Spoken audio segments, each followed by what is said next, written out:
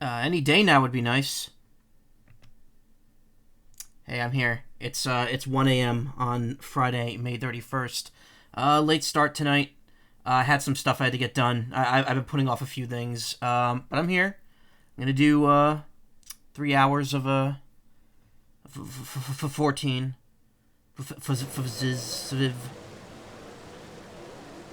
Burnt corn dog. Yeah, with that crippled saucer, as I want to do. I'm here. Not much to say. Just checking sound levels real quick. I'd say that's pretty good, actually. It's pretty decent. Ugh. Up my mic, maybe just a tad. Boop. Ayla. Every time I click on the window, it, like, lowers it. I gotta raise it up higher. So, we're gonna do mini cackbot. We're gonna just immediately resume MSQ tonight. We're gonna do, the rest of 2.4, and then I'm gonna start Crystal Tower, and that's probably all we're gonna get to do tonight. If the rest of 2.4 doesn't take that long.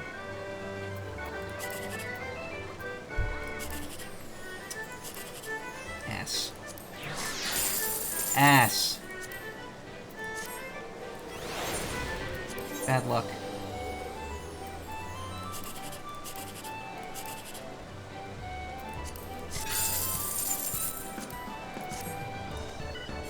It's an unwinnable situation.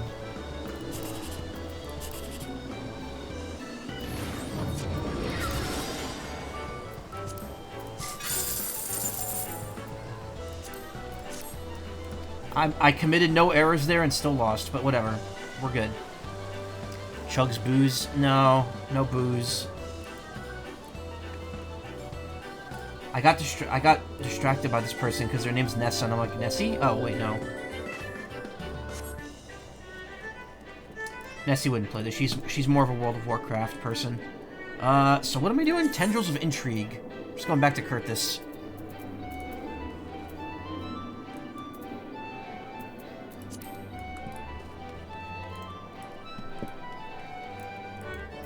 I did spend a decent chunk of oh, you can't see that because the PNG tuber's there, isn't it? Yeah. I did spend a decent chunk of cash off stream. I bought a bunch of healing items. As you could tell, I now have 2 slots for potions here. So, hopefully I won't run into a situation where I'm just, like, unable to heal again. I'll pass apathy this time. You nap beforehand? It's okay if you do. I mean, it's fine. Whatever, no. Gridania is the closest to, whatever it is. Yeah, because I had not been using the market board this entire time. So I was like, I went there, I looked for X potions, and whatever the other potion is, the other really good one. And it's like, people are selling them, like, 20 for, like 10 gil each. I'm like, oh, okay. I can easily afford that. I think I spent like 50,000 gil on like potions.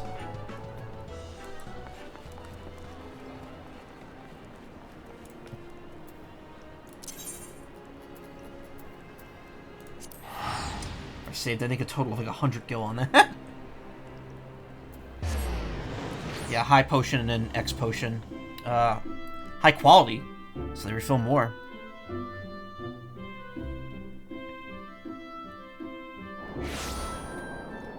Yeah, I've been crafting and selling stuff.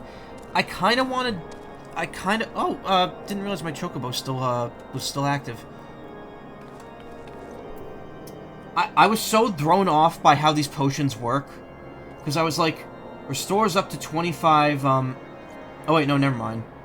That's not what I'm thinking of. Okay, never mind. I swore they refill, like, way less. Or more than it says on there.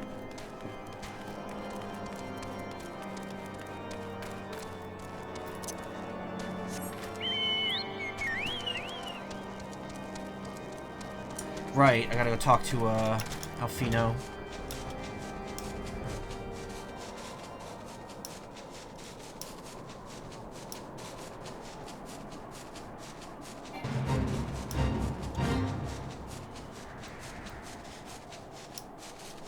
Wait. Oh no, never mind. So, head in the right direction.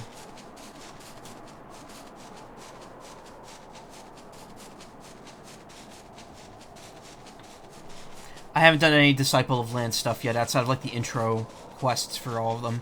I think fishing is the only one I have, like, leveled up past, like, 4 or 5. Just because I did a bunch of fishing to fill that one quest. Because, I mean, like, you can't... I don't know if there's a way to change it, but you can't necessarily guarantee what you catch. And I'm pretty sure one of those early quests you have to get a specific fish, and I just kept catching the other kind instead.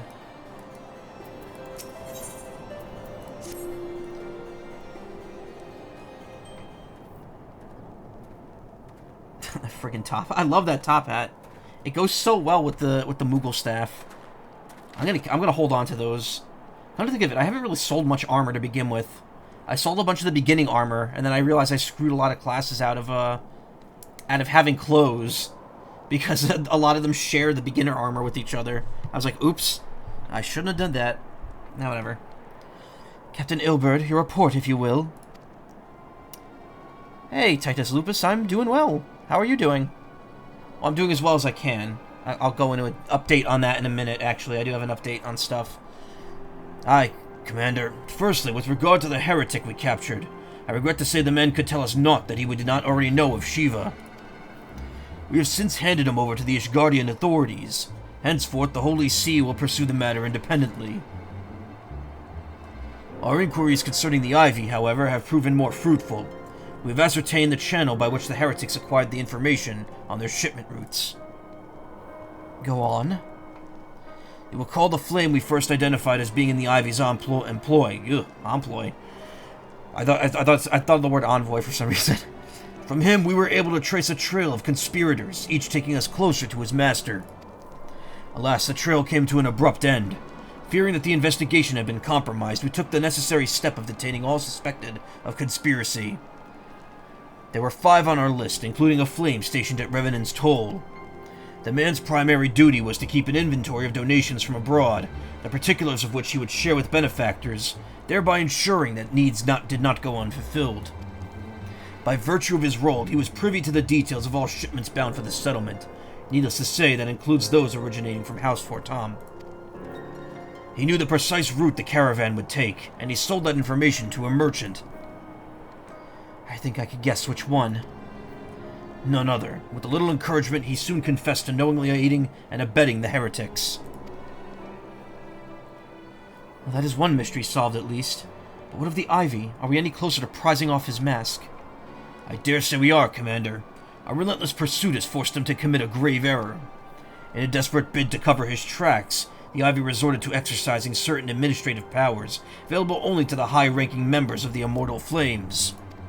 If you consider then that our investigation is known to only barely a handful of them, that's a hard line to read, the field of suspects is greatly narrowed. You mean to say that the agent is among Raubon's innermost circle? Someone who's been with him since the Immortal Flames establishment? 'Tis the most plausible explanation. The infiltration likely occurred during the company's founding, with the groundwork for the act being laid beforehand. To slip into a position of authority unremarked, remained above suspicion all these years. I, too, was surprised.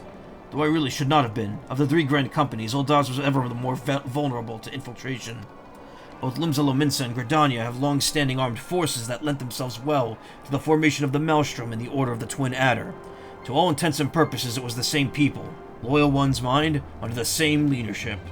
Only the banner was different. Mining botany is pretty relaxing doing your own for the materials you need while watching stuff, but you can't really get much money from it outside of Windows when patches first come out with new stuff, since you're compete with people who just macro gathering for thousands of mats. Alone, at least, you can make good money from the stuff you craft from what you get. Oh, that's cool. Not so the Flames. Uldah's military was made up of disparate orders, most of which were glorified mercenary companies that answered only to their own paymasters. Hardly an ideal environment which to establish something as high-minded as a grand company. And that's the one I'm part of course. Difficulties Raubon faced while founding the Immortal Flames are well known. Even if you're to convince his fellow syndicate members to share the cost, there remained the small matter of finding enough bodies to fill the ranks. Indeed, And given the pressing nature of the Imperial threat, that meant recruiting every passing sellsword. Amidst the chaos of its founding, it would have been child's play to infiltrate the company. A good deal easier than now, aye. The immortal flames have ever been caught between conflicting interests, the public and the private. Though the monetarists ultimately agreed to support the organization's foundings, it was not out of charity they did so, but simple self-preservation. Yeah, it's good that I joined the most plot-relevant one, yeah. Had Nail von Darnus's ambitions been any less apocalyptic, you may be sure that they would never have risked supplying Raubon with an army. It is but a wonder they did not attempt to extinguish the flames the moment the danger had passed. Ahem. Returning to the present? You just rely on gathering to avoid exorbitant marketplaces to little avail. Oh. Even as we speak, our Doman allies are shadowing several high-ranking flames, any one of whom could be the Ivy. Someone, a friend of mine, looked at a post I made earlier about the Sony State of Play. Oh, by the way, I did watch that. I should talk about that a little bit once we're out of text hell here. Desiring to deal a blow against the Empire, the refugees were eager to lend us their aid. I expect to hear from them ere long. Enough about my ears, Ilberd. Very good. Pray continue your investigation with the first. Meanwhile, have the second attend to the unrest. The third could join the fourth in inspecting crystal shipments. If they notice anything unusual, I want to know about it. If Shiva is summoned in like manner to the other primals, the heretics will be looking for further supplies. Understood, Commander. I shall send word to Sir Emmerich informing him of our success in identifying the heretics and abettors. Oof. Hopefully the information will be of some use to the Ishgardians. It is time, Commander. Yes, I'm aware. An emergency council of the Alliance leadership has been called. Sorry. There have been developments in Garlemald, it would seem. As commander of the Crystal Braves, my presence has been requested. I would have you accompany me, Shozai, as the realm's stoutest champion. 'Tis only meet that you be present for the discussion. I am the stoutest of them all. Oh, and the antecedent has already given her consent, lest you worry. Oh.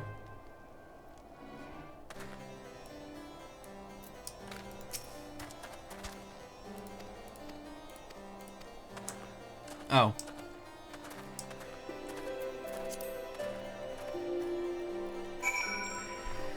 Like me, you are doubtless eager to conclude our business with Iceheart, but until another path to her sanctum is found, she shall remain beyond our reach. And Philly the Archons are sparing no effort to secure an alternate route. Until such time as they succeed, I suggest we give thought to the realm's other problems. I shall go ahead to Gridania in readiness for the coming council. Meet me at Nofika's altar, and we shall make our way to the Lotus Stand together. Alright. Can you play the Ba button? Yeah, sure. Where is it? That's animations.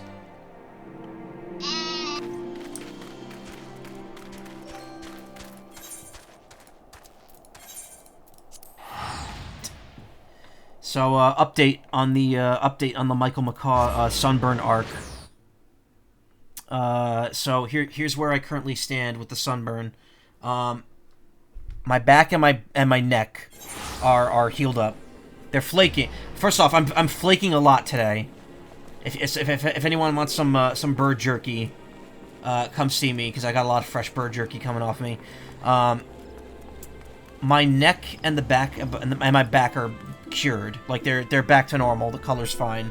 My arms don't hurt, and my chest doesn't hurt, and the color's coming back to both of them. So they're pretty much good.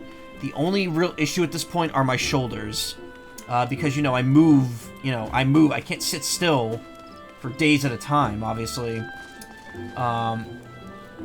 They just aren't getting better as quickly, and I think they got burned more deeply than the other parts of my body, because, shoulders are, like, directly facing upwards.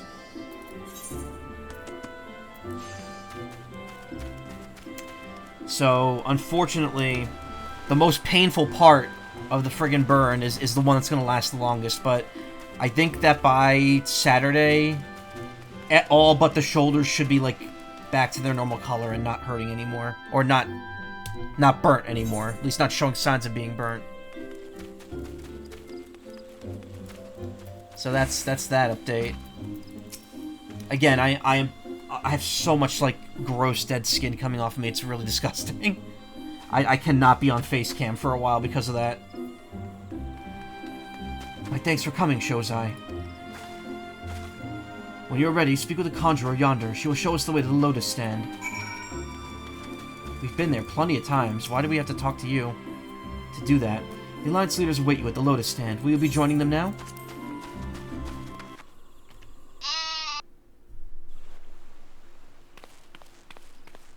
Oh, this is a whole ass cutscene, that's why.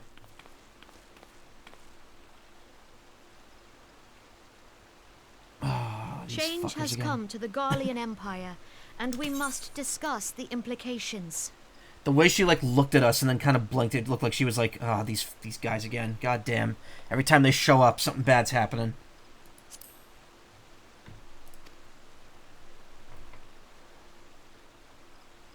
The rumors are true, then? The War of Succession is ended? It is. A new emperor reigns in Garlemald. Who? Oof, you could look at that hair texture. This game was not meant to be zoomed in on yet. The birth and all too rapid expansion of the Garlean Empire is commonly attributed to the strategic brilliance of Solus Zosgalvis, yet he did not rule alone. Several members of the royal household also distinguished themselves during his reign. Nevertheless, it was the eldest son who stood to inherit the throne, until his most untimely passing. I thought us fortunate when I learned that the Emperor had died without naming a successor. I mean, they would just pick one in that case.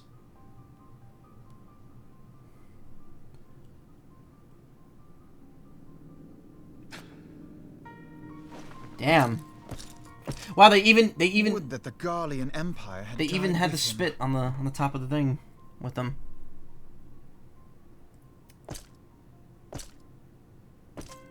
They moistened. He really moistened that that banner. Anyway, the Dawn Trail, when it drops, that's also when the performance patch is coming out, right? That makes the game all nice and pretty. It was the grandson and his uncle who had the strongest claims, was it not?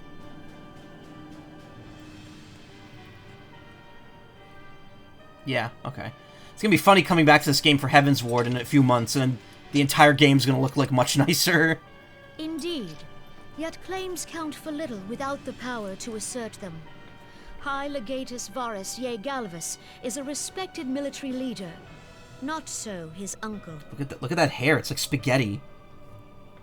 I wonder if that texture's gonna be touched up a bit.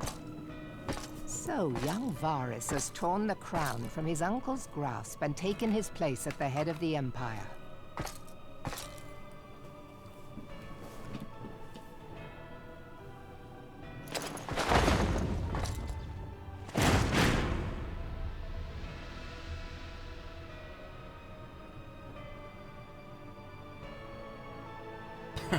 That frown. That was such like a quick. It was like such a Gmod level drop in his mouth right there. I know I'm shitting on the game's graphics now. His succession, the new emperor will require time to seal his grip on power. Yet have no doubt but that he shall, for there are none left with strength enough to oppose him.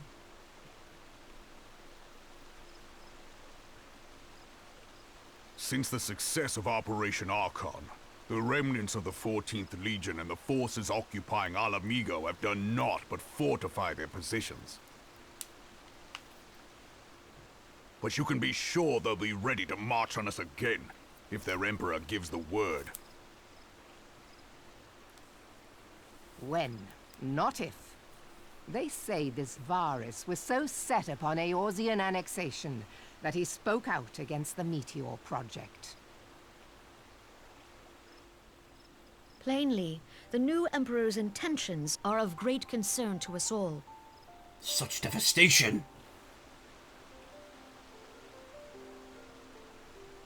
I propose that that we was set also aside Richard the Epcar. Cardinal dispute for the present, and discuss what measures the Alliance might take to prepare for a resumption of hostilities with Garlemald. Moreover, I move that we re-examine the question of how our former allies in Ishgard might be persuaded to retake their place at our side. Could Eorzea but stand as one, 'twould deal a grave blow to our enemies' ambitions. Gaius von Balsair died in Umbral Era. Ilberd introduced in Astral Era. Wow, welcome back, Richard Epcar. Yeah, I wonder if they'll prioritize PS3 era graphics along with the new stuff. The stuff in the middle, like Stormblood and Shadowbringers, might be updated last. Oh, so it's not gonna be the full game going at once. It's just gonna be like bits and pieces of it. I imagine they want to do a Realm Reborn like at the beginning as well, just because any new players coming in will probably want to make it look flashier for them. It's gradual. Okay. Oops, why did I turn that off?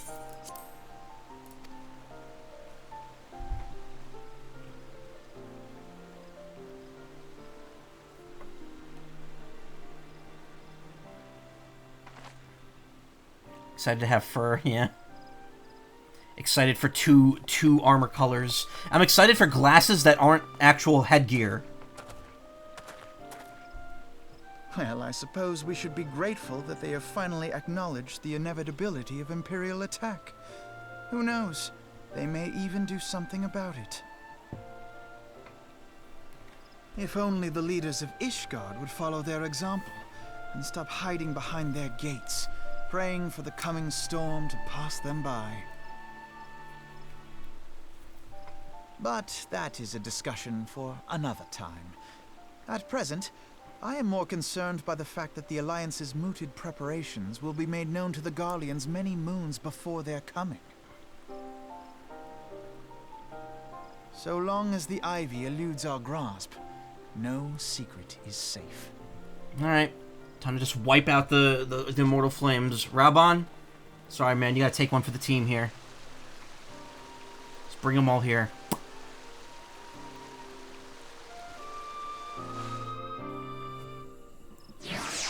Whoa. What's... oh. You can actually get non-headgear glasses now in the Gold Saucer, but they're only usable in cities and field and technically count as a mount because of how it's programmed. What? That's so weird. Oh well. I mean, look, it doesn't matter to me right now. When I come back for Heaven's Ward, I'll look into how the system works and I'll adjust my character appropriately because he absolutely needs little tiny round glasses, like Tom Selleck in Blue Bloods. He has those glasses, like those round glasses on his face, and they're too small for him. My mom, and my brother all noticed this. Like his glasses, like the sides of it, like bend out too far when he's wearing them. He's got a big round head, that guy. Much like me. It's a fashion accessory, same as the umbrellas and wings. Well, it will not be soon enough. It will not have escaped your notice that the nations of Eorzea are no nearer to being one of one purpose, despite their protestations to the contrary. Plainly, the threat of a resurgent Garlemald is not enough to stir them. And the reason for this? Deep-rooted mistrust among the citizenry. The nation's leaders can come to all the understandings they like, but their unity means little and less to the common folk. Take the Lominsons, for example. Though Admiral Merweeb outlawed piracy over a decade ago, foreigners still picture the nation as a haven for grog-swilling, wooden-legged cutthroats. Hey, Kinnis. In likewise, the Gridanians are mocked as hermits who talk to the trees, and the Eldans are scored as swindlers who worship coin. I mean, are they wrong? Not that such sentiments aren't entirely without grounds, of course. Take that pillar of Uldan society, Teleji Aladeji, for example. But that is beside the point. The fact is that people are wary of outsiders, whether they have cause to be or not. On that basis, one could argue that the conflict at Cartano is a necessary evil. Each nation has its own warmongering faction that advocates the acquisition of Omega. In order to placate them, we present them something resembling warfare, and thereby curb their appetite for full-scale conflict. But enough idle musing. Let us speak of a more pressing matter: the Ivy. Since we spoke at the observatorium, whenever I see the word observatorium, it just makes me think of like, what was it? Futurama that had the vomitorium, where you go to throw up. Since we spoke at the observatorium... I don't know why I say it like that, too. Since we spoke at the observatorium, Captain Ilbert has further shortened his list of suspects, and by happy coincidence, the one he deems most likely the candidate is likely to come to Gridania. Our hunt nears its end, shows I. All that remains is to corner our quarry. Seek out Ilbert near the Adder's Nest. He will give you the particulars. Should there be any developments in Kurthis, you may well be sure that I will send word without delay. In the meantime, I wish you success in apprehending the Ivy. Wait, can you take my tiny Tataru with you? I don't want her.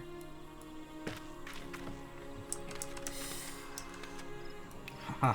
Who's the big Lalafell now, Tataru?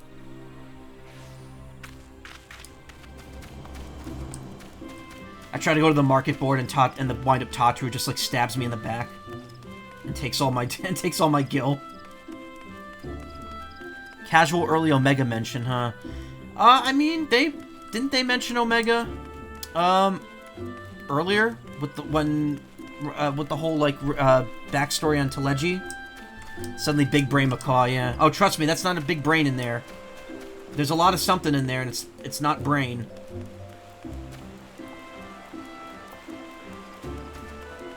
Am I even going the right way? Why does the arrow show up here?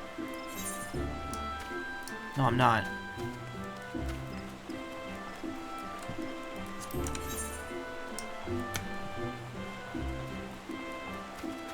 Must have missed when it was brought up. Yeah, they mentioned the whole thing with the Allegan ruins and everything.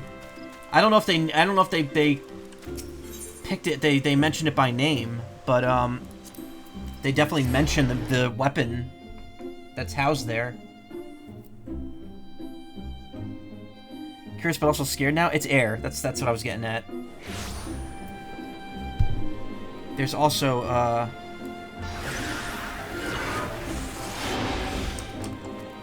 Don't worry about the fact that it cast Swift Cast while that happened.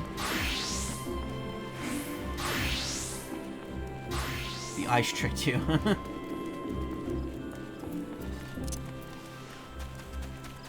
Oh, this is unlocked. Oh, that's not good.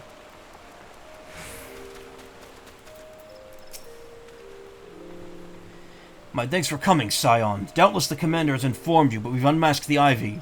Miss Poinami must proceed with extreme caution.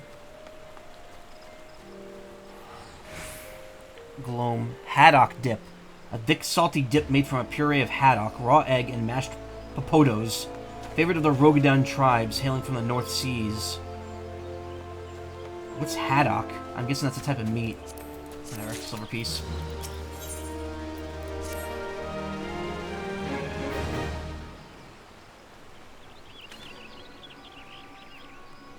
Listen well, the spy we've been seeking all this time is none other than Flame Marshal Eileen Roel, Raubon's second in command. Right there. Prior to joining the Immortal Flame, she was a mercenary of no small renown. They say her skill with the polearm had to be seen to be believed. Oh, she doesn't look like she's a bad person. Of Ishgardian birth, she's the highest-ranking foreigner in the Immortal Flames, barring the Flame General himself, of course. When he formed the Grand Company, Raubon chose people based on their worth. Whence they hailed of was no interest. The Monetarists saw things differently, however. Having funded the enterprise, they reserved the right to reject candidates nominated for high-ranking positions. And 'twas no secret they did not favor foreigners, Ishgardians especially, after the way the Holy See forsook the Alliance. Did you hear they don't allow people to lay down with dragons? Isn't that bullshit? Yet the Monetarists did not raise as much of a murmur of protest when Royal was appointed to her post. Passing strange, is it not? Could it be that the Ivy has some hold over the Monetarists? The Monetarists?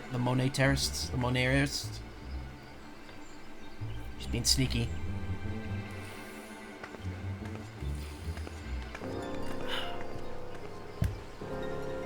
But these revelations are secondary to our current mission. Of foremost interest to us is Royal's presence here now. As you may be aware, it's the duty of the Flame Marshal to command the Immortal Flames in the absence of the Flame General. While Raubon attended the Council of Alliance Leaders, she should have remained at the Hall of Flames. The woman has no business being in Gridania, yet here she is nonetheless, on some pretense. She is up to something, mark my words. Even as we speak, I have a dozen men trawling the Flames' records for evidence of Royal's guilt. But if we can catch her red-handed, we shall have all the proof we need. Which brings me to the plan. I have people watching the city gates, the airship landing, and the docks, every point of egress. She cannot leave without our knowledge. All that remains is to shadow her until she betrays her true purpose. Can I rely on your eyes, Scion?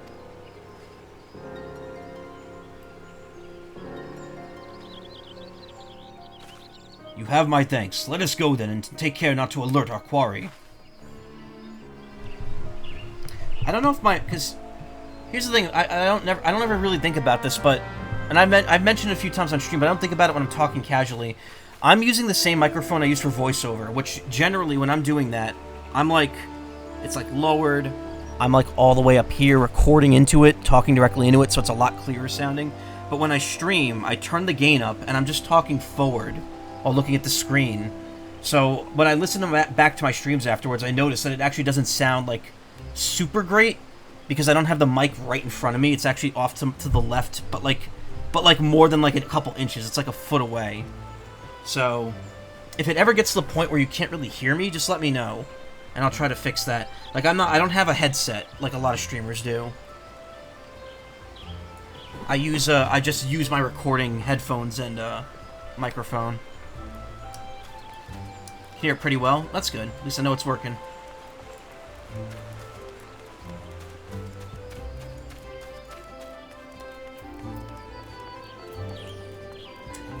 I should remember Swiftcast. I should be putting that like right up there when I have to use Fire 3. We're almost headed in the direction of the Blue Badger Gate with me, Scion. Do do do do do do do do do do.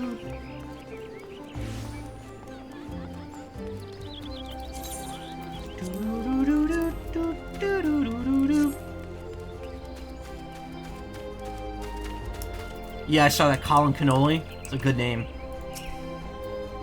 Zorail has entered the Carlian canopy, meeting someone perchance, or could it be she means to board an airship? Pray look for her within. If she's not on the upper floor, try the landing area below. One of mine is stationed there, and she may have seen something. Ephemy is her name. I shall remain here in case Royal appears.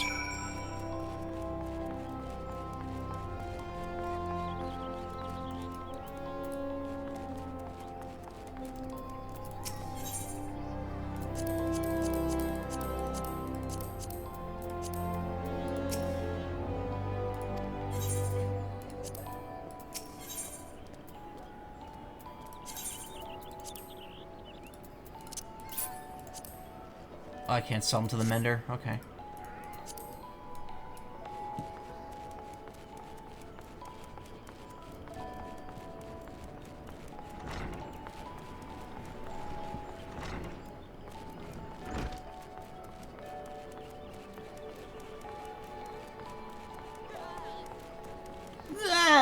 I hear that sound effect, so I hear that voice clip so often. I have no idea what that is. Shozai Mazai, such an unexpected pleasure. What brings you here? Ahem, a social visit, you say? How pleasant. No, she didn't come this way. I've noted every passenger and none bore any resemblance. Well, then let me keep you.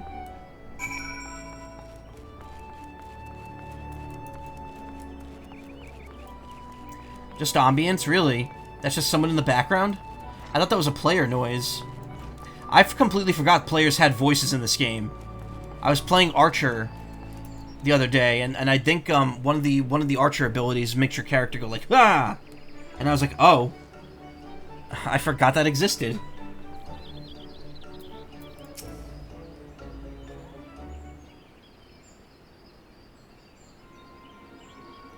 Nowhere to be seen, you say? Are you sure she did not board an airship? Oh, she did not come back out either. Where in the seven hells could she have gone? The Roost! How could I forget? With a lot of martial classes, you'll sometimes let out a grunt, yeah. Greetings, good sir. Might I interest you in some Muntoi tonic? Hapaday imbues a man with great vigor, if you take my meaning. Perhaps another time, friend. Wait, that necklace. You're a shinobi of Doma. The woman you seek has left Gridania by the way of the West Shore Pier. She was attired as a merchant, but these eyes are not so easily deceived. You may wish to take your search to the East Shroud. Rest assured that we shall continue to support you from the shadows. Oh, so she changed her clothes and then snuck out. It's just a Wendy's, yeah. Thank the 12 for the Domans. Were it not for their unique talents, Royal would have disappeared without a trace. Evan Star Coat.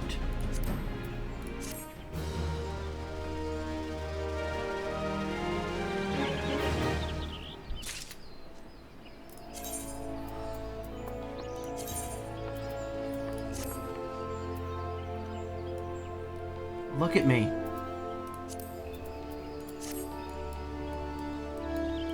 I look silly. Dapper gent.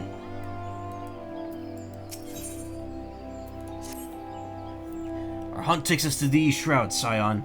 Just we follow Royal's example and take the ferry from the West Shore Pier. You'll doubtless wish to make certain preparations. See to them while I go on ahead. I shall wait for you at the Sweet Bloom Pier.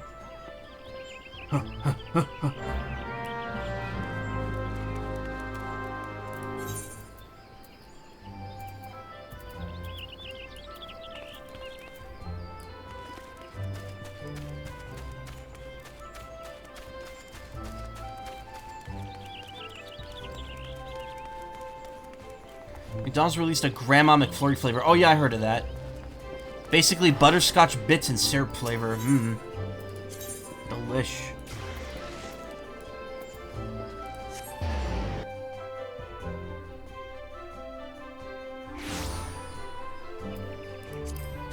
Sounds legit good.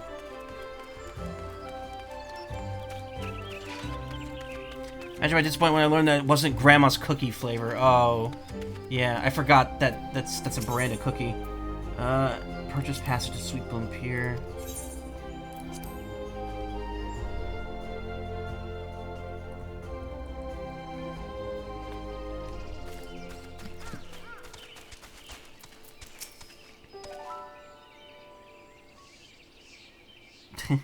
Hey, La.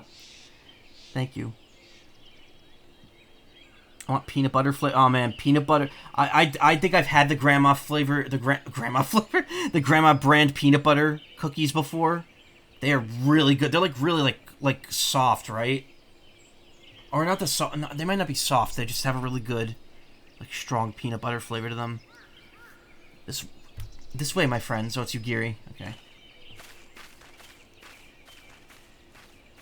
The totally not Mikote. They're soft and chewy. Yeah, that's it. I love chewy cookies. Quarry makes for the Hawthorne Hut. If Royal is truly the one we seek, we'd expect that she means to make contact with her Garlean masters there. An explanation is in order. You're no doubt aware that the Garleans have their own method of communicating over great distances. Well, our ingenious friends at Garland Ironworks are provided with devices that which disrupt these communications, and we've installed them around the city-states. In doing so, we made it difficult for Imperial agents to correspond with their masters. Royal would thus have no choice but to rendezvous with their Imperial contact directly. As a well-known face in the Immortal Flame, she cannot move about Thanalan without being recognized. It would only be a matter of time before someone saw through her disguise. It is for this reason, I believe, that she's chosen the Black Shroud for her clandestine meeting. Yell is in our common sight here, and her comings and goings are not like to turn any heads. Can we stop reading and do some fighting? As my scouts tell it, the Garleans have sent agents with the mind to destroy the devices and render such direct contact unnecessary. Fortunately, our shinobi have thus far been successful in rebuffing their efforts. This is it. We need only make for Hawthorne's hut and catch Royal in the act. Wow. Wow. Wow.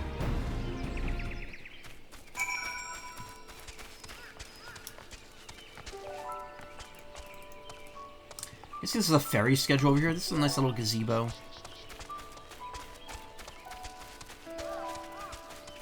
Cozy.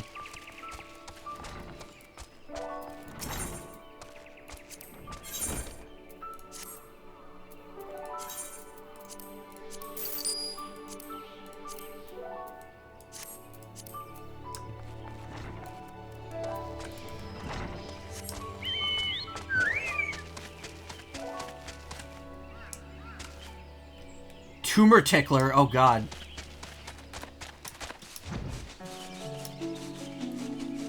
Swear to god, these people have the most unhinged names.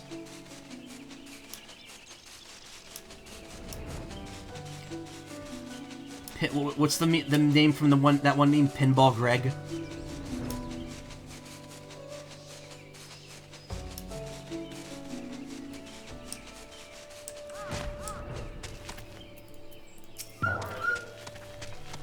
My people report that our quarry has departed for the Bramble Patch.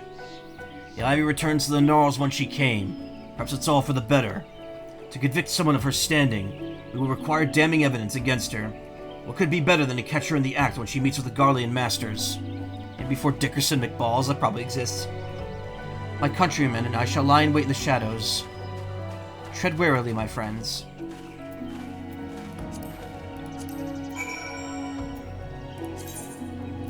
I mean, I doubt the player search is gonna work because oh, my standard's back. Because they have to be online for it. But like,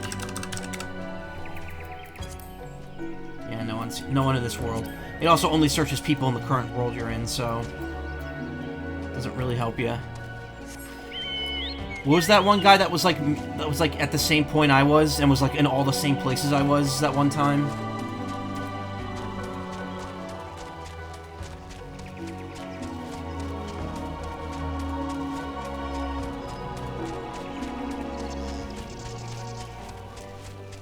I think it was Spicy Squirter. I think that was it. I actually wrote it. I remember making like a screenshot, one of the thumbnails for one of my streams.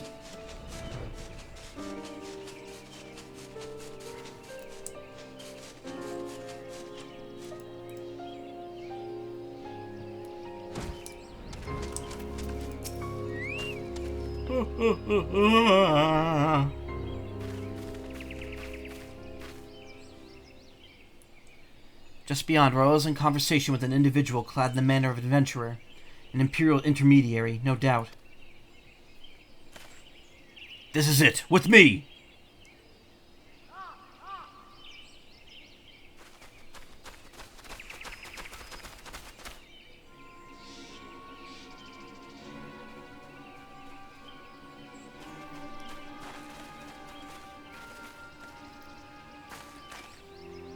Flame Marshal Eileen Roel.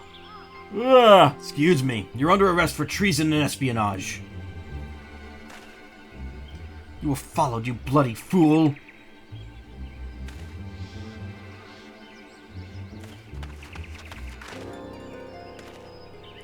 Damnation.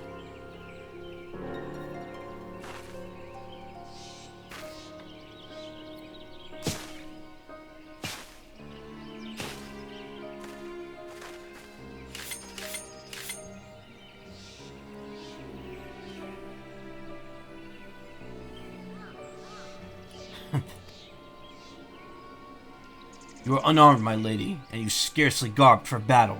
But if you wish to fight, you are welcome to try.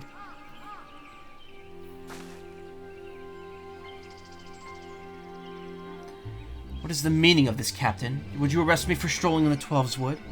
When I last looked, that was no crime, and neither was conversing with passing strangers. You'd feign ignorance, then? Very well. If you do think of something to say, there will be plenty of time to say it later. Now come quietly, or I shall make you wish you had.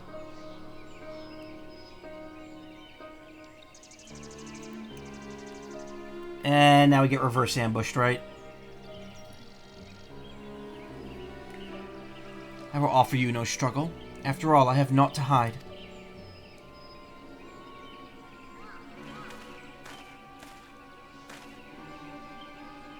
Yeah, she's about to pull something stupid. Or not. Thought for sure she was gonna pull out some, like, stupid magic bullshit or something. My character just toddling away at the back there. Surprised that went so diplomatically. Thought for sure there would, that would result in someone's ass getting beat. Even a warrior of Earl's renown could not have hoped to escape by force. Despite her claims, her surrender does not bespeak innocence, but an awareness that her position is untenable. With the ivy thus uprooted, it's hoped that the tendrils she entwined around the immortal flames will gradually wither and die. Mayhap then the people of Ul'dah will have the grand company they deserve. But let us speak of the present. May I ask, what will you do now, Shozai? So the Signs seek a way into the Iceheart's sanctum, and I dare say you're eager to return to the Rising Stones. Pray do not let me keep you. Fear not, my countrymen and I shall return to the aftermath. You need not waste your talents here. And speaking of talents, if you consider training in the art of the shinobi, you have the aptitude for it, I believe, so please give it some thought. Till next time, my friend.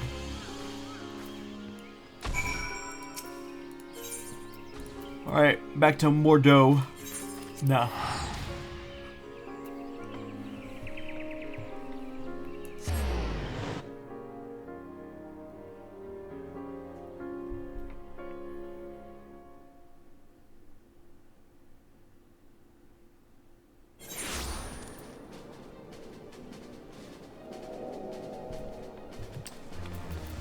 Sure, for the fact this is the patch Ninja was added, yeah. I should get that class. I don't have it yet, I don't think.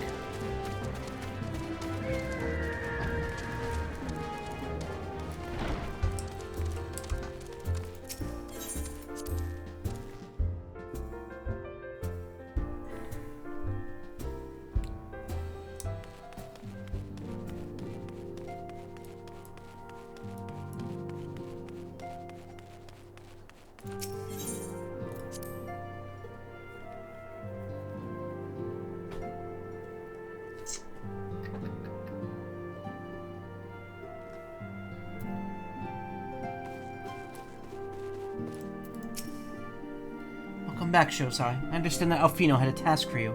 May I ask what it was? Charges of treason and espionage against Aline Royale. I can scarce believe it. Could there not have been some sort of misunderstanding? No, it avails us not to dwell on it. Whatever the truth may be, we must trust the authorities to uncover it. Let's speak of another matter. I am pleased to report that we made progress in our efforts to find a way into Iceheart's sanctum. Do you go back to the PlayStation topic? I want to, but I gotta find a moment to, like, talk about it. Truly, there's never been one to hesitate when it comes to asking others for aid. As you may recall, Iceheart used the Aetheryte in the depths of Snowcloak to teleport a short distance to the west, most likely to a sanctuary of some description. It's there that we suspect that she means to summon Shiva using the crystal she stole from the House Fortam caravan. The heretics believe that they are bringing about the second coming of their patron saint, but if, as we suspect, they mean to hold a summoning ritual of the kind employed by the beast tribes, it seems like that the result will be something more akin to a primal.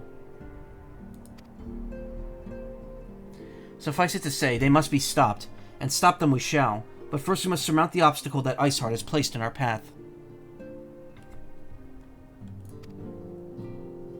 Ordinarily, it'd be quite simple to tap into the established Ethernet and thereby... just calling it the Ethernet is funny, and thereby follow our quarry. However, despite our best efforts, we have been unable to ascertain the position of the Aetheryte to which she teleported. Our prevailing theory is that she destroyed the second Aetheryte upon arrival, a reckless, desperate measure, but also an effective one. After discussing the matter at length with Urianger, we've concluded that we lack the expertise to develop a solution, which is why we've called upon the aid of one who does possess such expertise. A colleague of ours is currently en route to Revenant's Toll from Charleon. She should be arriving within the hour, in fact. Since you're here, mayhap we could welcome her together. I'm certain she would appreciate the gesture. Let's make our way to the northern gates and await her coming. So, PlayStation thing. I watched GVG, Good Vibes Gaming's reaction to it. Cool character soon, nice. It was alright. It was, you know, for me, it was a whole lot of nothing. I think Until Dawn remake, sure, I guess. Astrobot, I know people loved Astro's Playroom, so that's cool that it's getting, like, an actual game. Neat. I don't own a PS5, so I've never played Astro's Playroom. There was that God of War update or whatever. There was that other game. Something 2. I don't know. Watch as the streamer. Holy shit, the beginning went far too... Oh, yeah. That, okay. What was it called? Concord? That new hero shooter that's coming out. First and foremost, I was watching that trailer for that specific game at 2 times speed, and it still felt like way too long. I was like, oh my god, when is this ending? And the sad thing about it is, the beginning of it kind of hooked me. It was very Guardians of the Galaxy-ish, and I thought it was kind of funny. Like, I was like, oh, this is interesting, I wonder what this is. And, you know, that cutscene, those cutscenes went on way too fucking long. And then they were like, a 5v5 hero shooter, and as soon as they said that, my brain just, like, immediately shut off. I'm just like, oh, okay, never mind then. It's a game that's trying to cash in on, yet again on Overwatch and is not going to succeed. Remember Foam Stars? I'm sure that did great. That really hooked the Splatoon audience in. 2 v5 hero shooters shown off too, which is ew. Oh, what was the other one? I can't remember.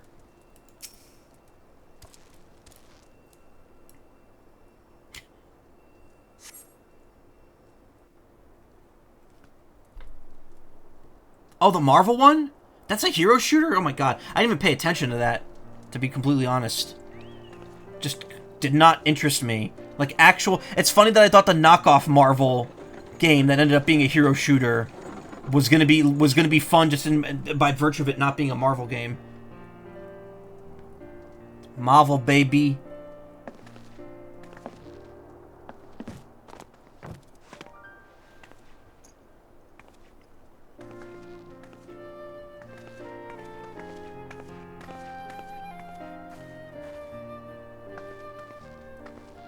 Wow, that is Am I right? Oh shit, voice. That is that's some 80s hair right there. Just minus the color. There is one more thing from the state of play, but I'll talk about it after this cutscene. It was mostly nothing. I didn't really get a whole lot out of it. None other. I bid you welcome to Revenant's Toll, and to thank you for traveling so far on such short notice. As if I could ever say no to Urianger. Moonbreeder is an accomplished Charlian scholar and an authority on aetherite technology. Sorry, is her name Moonbreeder? She's played an Moonbreeder. invaluable role in our search for a means to capture Arcean souls. Is she a moonfucker? Charmed, I'm sure.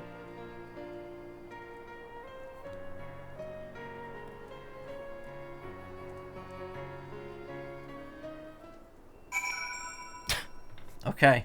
That's a very weirdly short cutscene to have voice acting for. See where the Macaw mind is tonight. I mean, look at the title of my stream. We're fighting Ifrit tonight, so it's only, or not Ifrit, we're fighting Shiva. Why did I say Ifrit? What the fuck? For an outpost in an aether-rich wasteland, this place is a good deal livelier than I expected. Just goes to show you never know until you know. Well, I mean, you're also coming in, you know, 2 patches before this place was fully built, so... It's a lot bigger than it should be right now. She's the one who pegs Urianger. She's some kind of breeder. Oh my god. Fair enough and agreed. Never actually bothered watching events. Only the ones I've actually had fun with were E3, since that was more of a party atmosphere. Like, all I do is wait for individual trailers to drop now. Yeah, no. People are like, oh, Summer Game Fest starts next week, and I'm like, I follow the Summer Game Fest Twitter account with the same energy that I wake up and go to work with every day. I wake up and force myself to go to work. Just like I wake up and force myself to look at whatever the Summer Games Fest is doing. Because it's like, what other option do I have? What other options do I have? Let's return to the Rising Stones at once. We have much to discuss.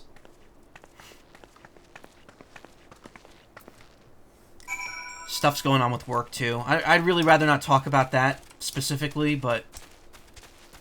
yeah, stuff's happening. Not necessarily bad stuff, just stuff that, like... I don't care about at all. And I don't care about it, and it directly affects me. So that goes to show you... how I'm feeling right now. But that's a story for another day. So there was one more thing that was talked about the state of play that I do remember. Monster Hunter Wilds, the new one, is coming out. It looks good. You know, I streamed... she's juggling, I didn't notice that. I streamed Monster Hunter Rise when that was on Switch. But the thing is, I played up until I fought the, you know, Magna Malo, the final, the quote-unquote final boss of the main story, which you fight very early on. And I got the credits, and then I never played it again. I just stopped after that. I never did multiplayer, I never did post-game, and it takes a while to get to that point, so there's a lot to do. The thing is, like, after that, that's when the actual game starts, and you're supposed to start grinding for hundreds of hours. And as much as I really enjoyed Monster Hunter Rise, it was my first Monster Hunter game, it's just too much game. Like, I still have it downloaded, and I have a bunch of the DLC for it that I haven't played yet, and I'm like, if I ever want to play Monster Hunter again, I'll just go back to Rise and play that. because there's so much to it. So yeah, I'm not going to be playing Monster Hunter Wilds. It does look really good. There was a scene in it with a certain a new monster, a new frog-like monster. There's a scene where you see its giant glistening tongue like whip around and then gets slurped up into his mouth. And I'm sure that me and a lot of other people were feeling very normal about that. And that's all I have to say. And because of that one scene, that state of play is now a 10 out of 10 for me. Steady. Steady. Not bad, eh? With a little more practice, I could earn a fortune at the Ruby Road Exchange. She's always on that grind set. Her talents have to be monetized. Master Louis Sois did think highly of her. On the other hand, so does Ida. Only those with proven expertise receive the mark, as our newcomer has. Pay no heed to her manner.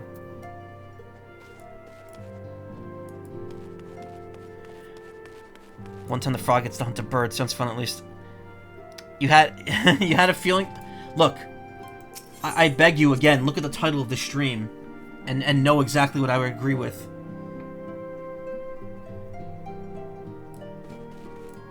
Okay, Moonbreeder, what do you got for me? Is that the Tupsi Madi on the back wall there? I'm amazed you managed to find all the pieces after, well, you know. How do they float in there? Is that like a resin case that they just all kind of like encased in?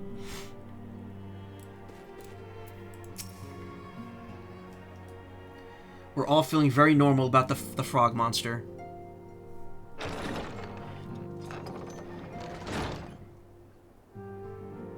Moon! Gods, it's been ages! Which is funny because there's another frog monster in Monster Hunter, and I'm pretty sure that's the one that's like...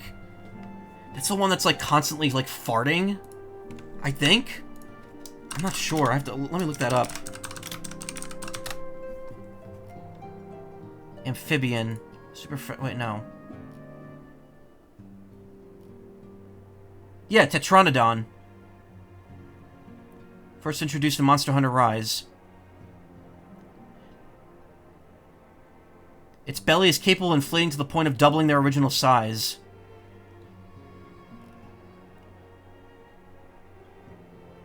Tetranodon's attacks become described as sumo-like. Spit water globules from their mouth and uplift a boulder. I thought they farted. Maybe that's a different monster. So yeah, we have Vor Tongue Frog, and we have Inflation Frog. There you go. There's a Totem Rise, which also eats you. Different one. Actually, how did they find all the piece of Louis Sois' staff after he fucking evaporated? Who knows? Anyway, enough talk of weirdly arousing frogs. We gotta move on here. There's no time, man! No longer, sister.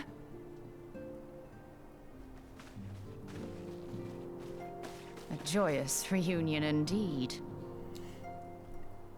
Well, of course it is. Moon and I are like twin sisters. Save in appearance and aptitude.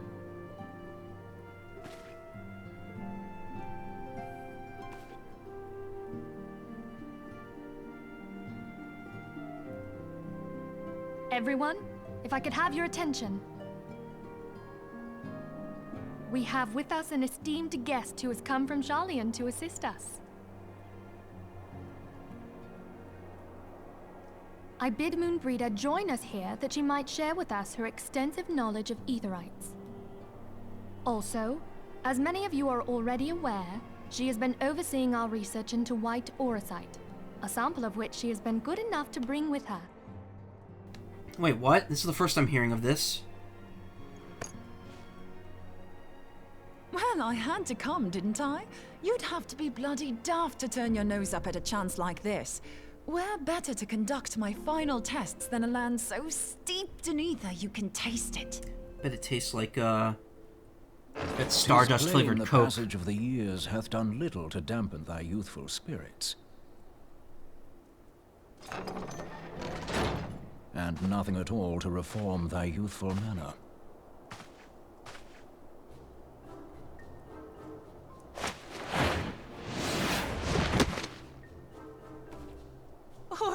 Ajay, where in the hells have you been hiding? Unhand me. He's blushing. Oh my god. I come all this way, and that's what you have to say to me.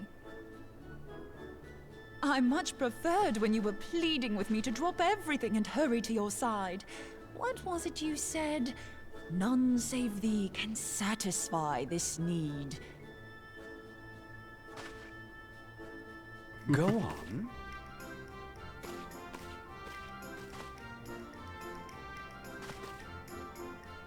Thine artless attempts to misrepresent mine all too innocent motives do thee little credit. Dude is horny. Mine intent, as well thou knowest, was but to impress upon thee the gravity of the circumstance. Lest thou doubt, a deiform entity shall shortly be summoned, save if thou and no other grantest my compeers thine aid. I don't know why. I guess maybe it's because of the glasses, but the way he composes himself and talks, he makes me think of like a younger, more serious Professor Farnsworth. Even though he's like nothing like him. Tax time. Hey, Karma. No taxes here. Just elf man with the long neck lusting over tall woman.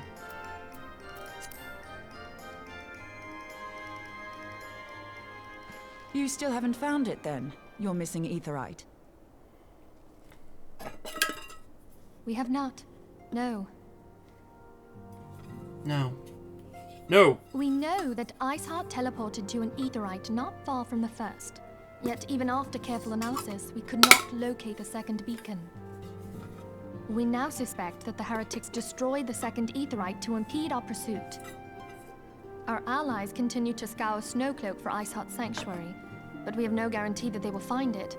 Yet it must be found, for even now Iceheart prepares to call upon Saint Shiva. I'm sorry, but if the aetherite's been destroyed, then that's that. Although, you're absolutely sure she used the first aetherite, are you? She didn't just use teleportation magics? One of our own bore witness to her escape. I can say with absolute certainty that Iceheart used the aetherite.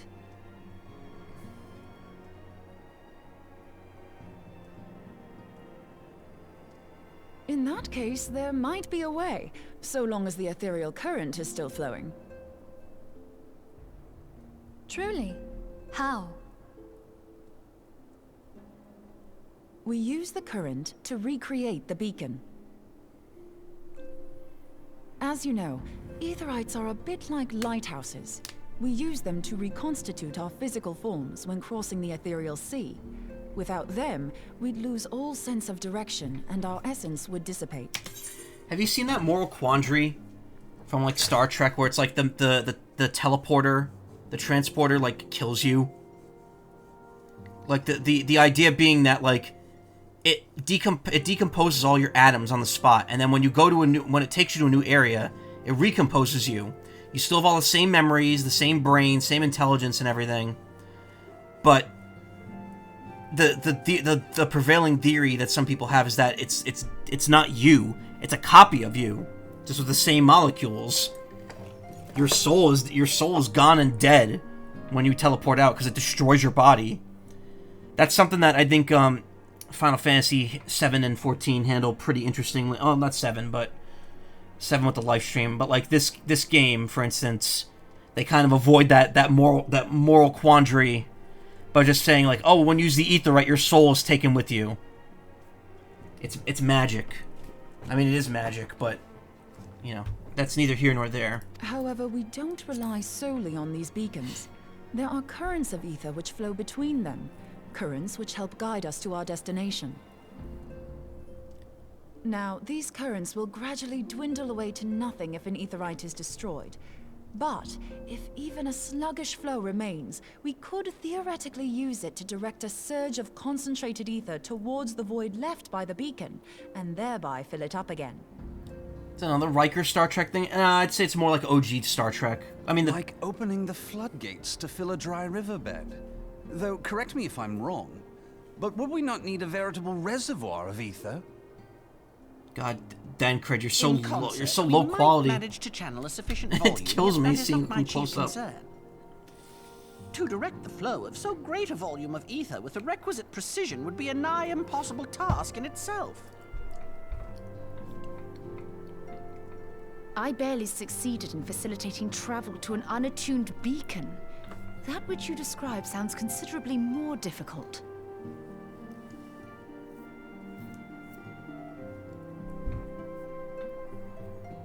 And dangerous.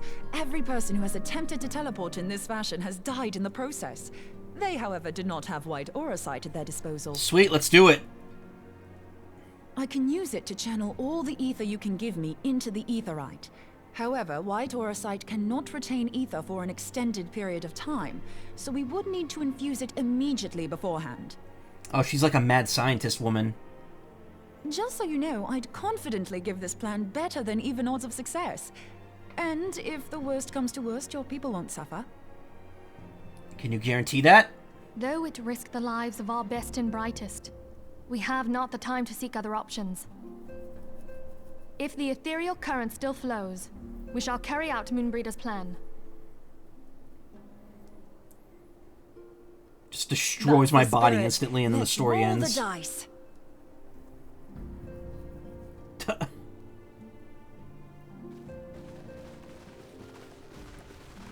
My character has just you just have no reservations about death. Karma, were you here? Oh, nice. Simple plan. Oh, I got bacon broth.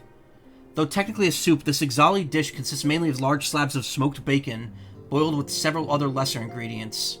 Yum.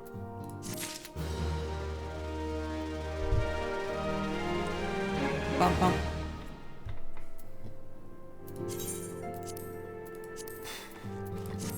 Excuse me. Just ate some little burpee. Karma, were you here when I mentioned the frog stuff a couple minutes ago?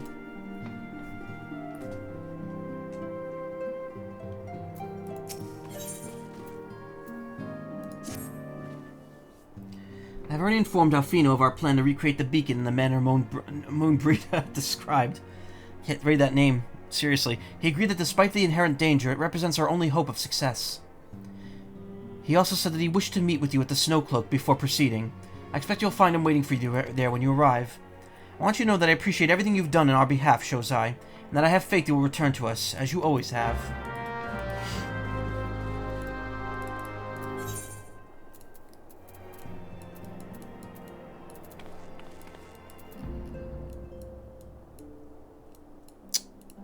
Why'd that happen?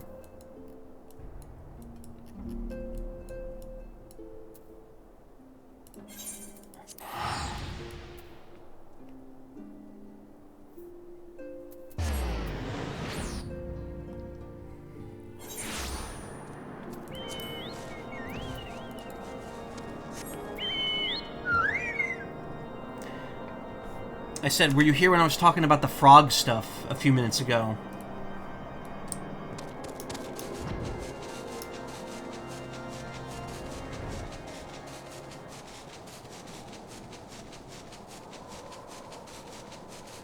No, you were not. Okay. Good. I've got some stuff to show you later. Actually, I sent you stuff on Discord today, if you haven't seen it. Something I think you'll like.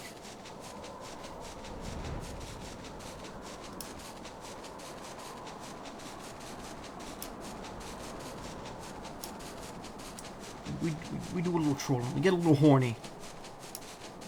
The Warrior of Light can have a little horny as a treat.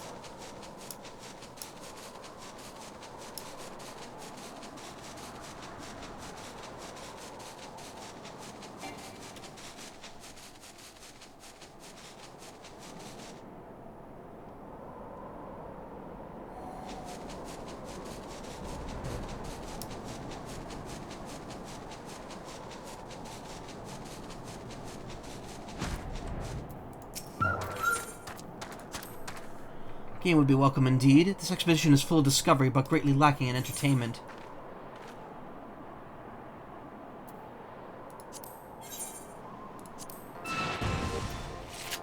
So the energy stream is infectious, yeah. It's good. Meowdy. Oh, what is this? Order? Oh, okay. Shit. Order, and we have to swap.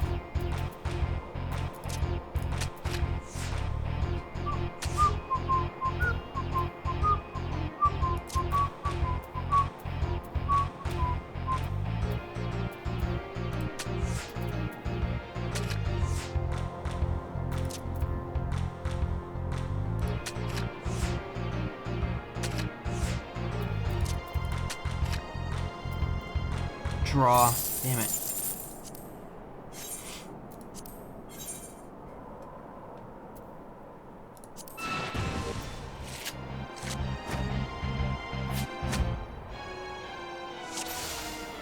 Stupid ads? What, you're getting ads?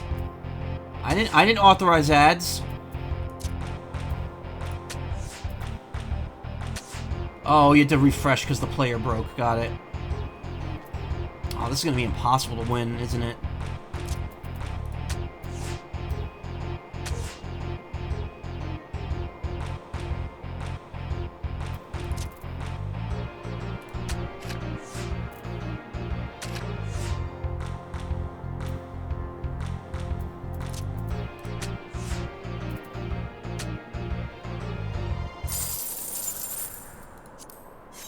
Coming from Crystal Tower, yeah. After I finish 2.4, I'm doing Crystal Tower. Just so I can move right into 2.5 and 2.55 after that.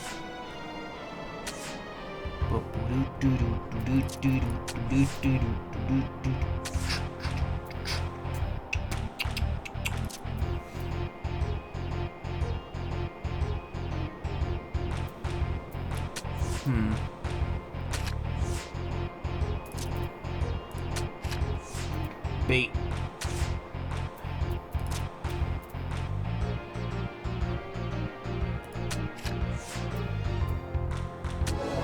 There we go. No.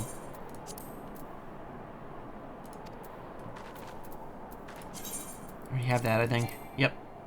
I could sell that at the Gold Saucer. On chooses us one, I now know how chickens reproduce. You didn't know how? You didn't know that had that before? There's not much to it.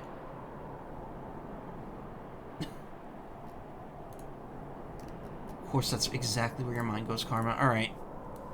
I got stuff to show you later, so, stick around when the stream's done.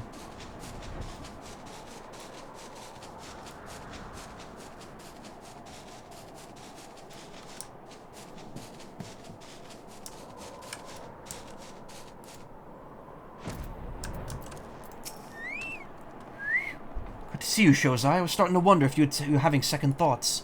Captain Obert sends us his regards, by the way. He attends the interrogation of Eileen Roel and Noldaz, even as we speak. But I shall not distract you from the matter at hand. We can discuss the Ivy upon your return. I trust that, by which I mean to say, the others are waiting for us at the Aetheryte. After you, Scion.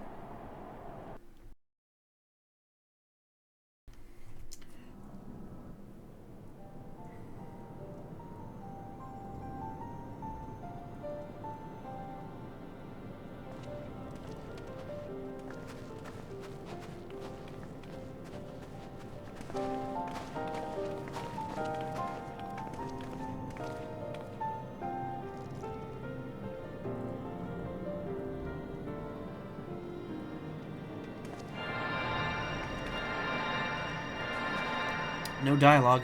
Just getting straight to the point. How unusual for this game. Having dealt with chickens before, there's a lot of business. Especially when they want affection and empty their entire water dish. People don't realize chickens can be, affectionate.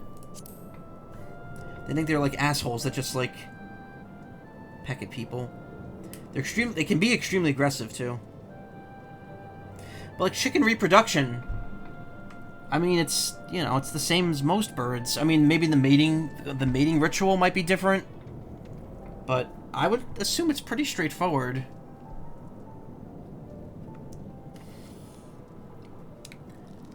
I'm affectionate, so I'm a chicken. I'm a thunder chicken. That would be my stand. The mighty thunder chicken. That's a song by the Mighty Imperials, and it kicks ass. There, it is ready.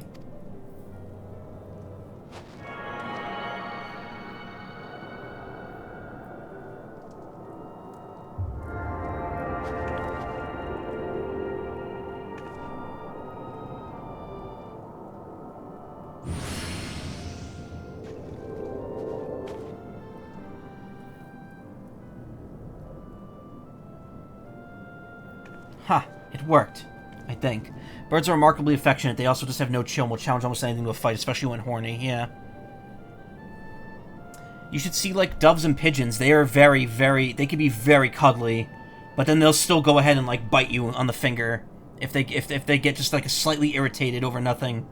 If the temperature drops a degree in their vicinity, that'll irritate them enough that they'll start, like, biting and getting upset at people. I want a pigeon or dove. They're so cute. Try tuning to the ether right now. Feel for the current and try to locate the beacon.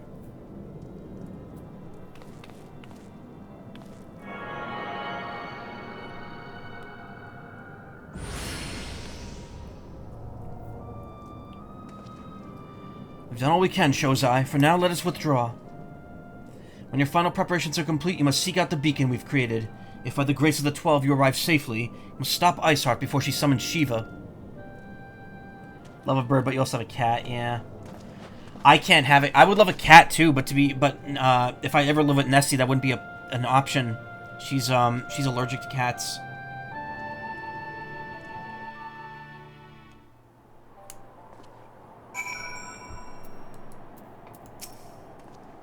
Cannot ignore the possibility that our actions have alerted Iceheart to our plans. Should that be the case, she may attempt to hasten the completion of the summoning ritual, and if she succeeds, you will have little choice but to face Shiva in battle. Knowing little of this saint, I cannot say if your own strength will suffice, and so I would encourage you to call upon your allies.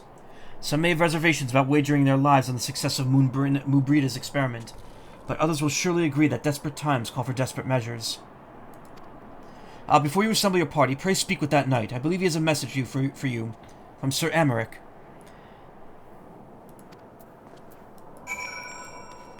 Sir Aberbrick. Let's take a Kakarma then. Chickens are one of the best birds and most protected. Yee.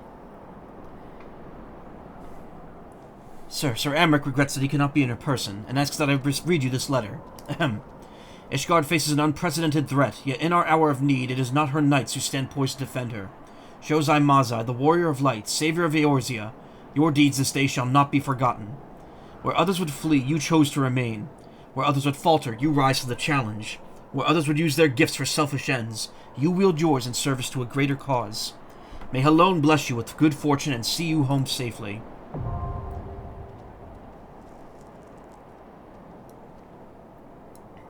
The amphitheater. Rooster Stinky. Chickens and rooster... well, birds in general have very oily feathers. Most of them do. Some of them do. And, yeah, that oil can get a little stinky.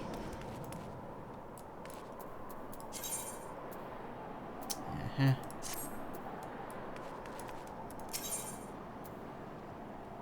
Party of other players. Oh,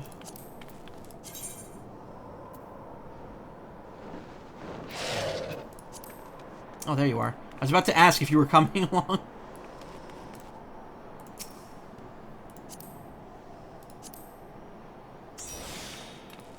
Cool. I have a cartoon oily scent? No.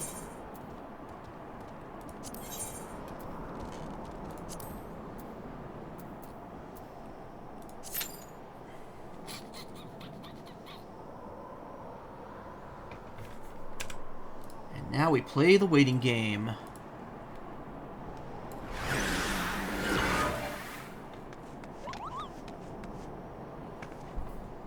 Having their cattle, I assure you the chickens are mostly fine by comparison. Oh, in terms of the smell department? Yeah, I can imagine.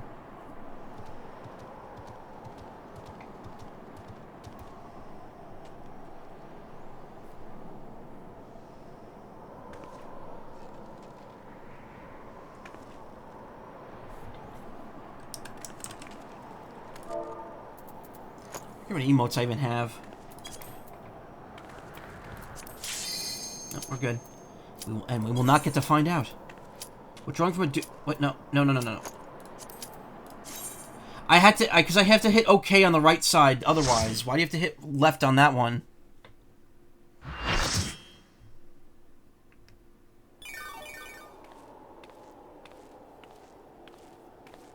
Music time.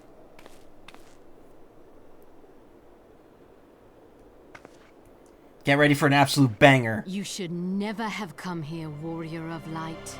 I labor only to forge a lasting peace. A peace you would deny us out of ignorance and blind faith.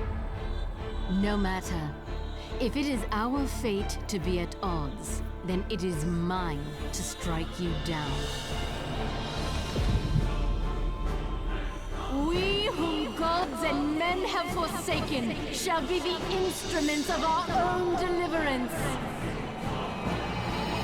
Partake of my flesh. Fill this vessel with your light. Walk amongst your brothers and sisters once more. Ma'am, I'm just baby. Saint Shiva, still the hatred within our hearts and bless us with eternal grace.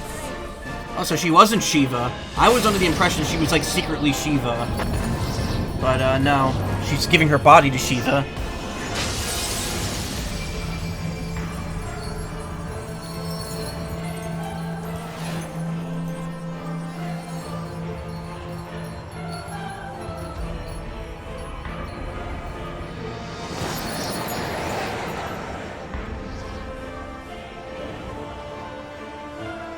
Hey, Lysander, how you doing?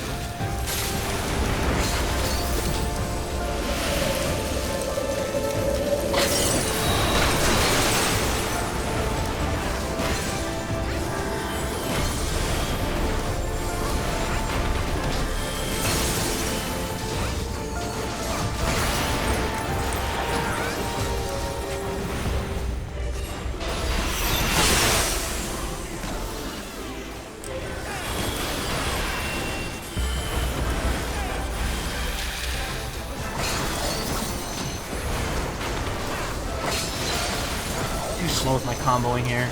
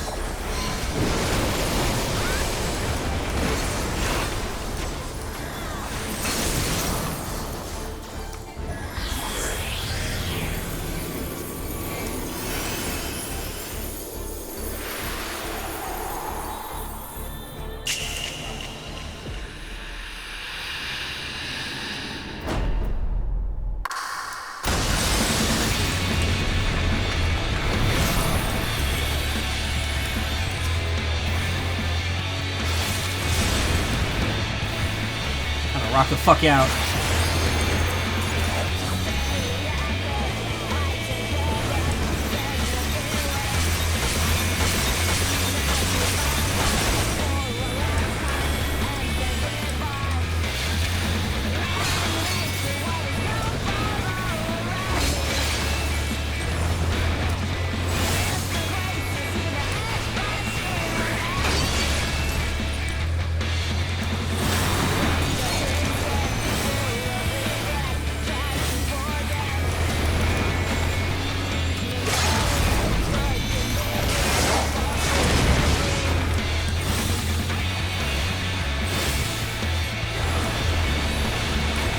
gonna have to rock out for too long, unfortunately. The song kicks ass, though.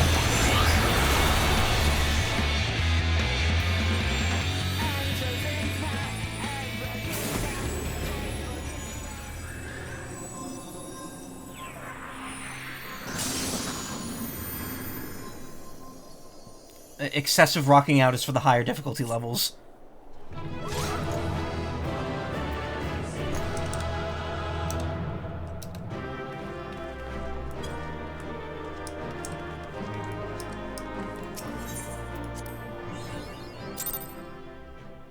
All these spells on godly magic, and Shiva gets beaten by Bab. To be fair, I'm a fully grown man.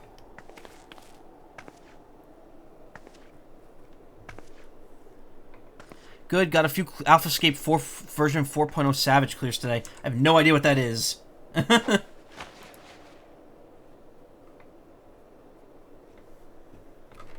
Fool. Blind, bloody fool.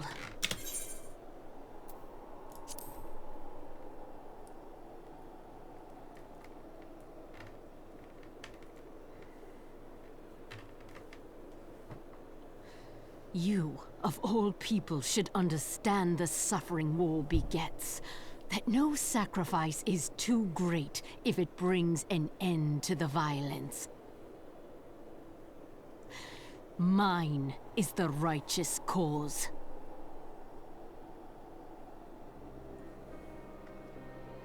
You fight in a war you do not understand. A pawn of liars and schemers. And they are no less ignorant than you, following the creed of their fathers without question, never thinking to ask why. Trapped in a delusion of their own creation, and blind to the truth.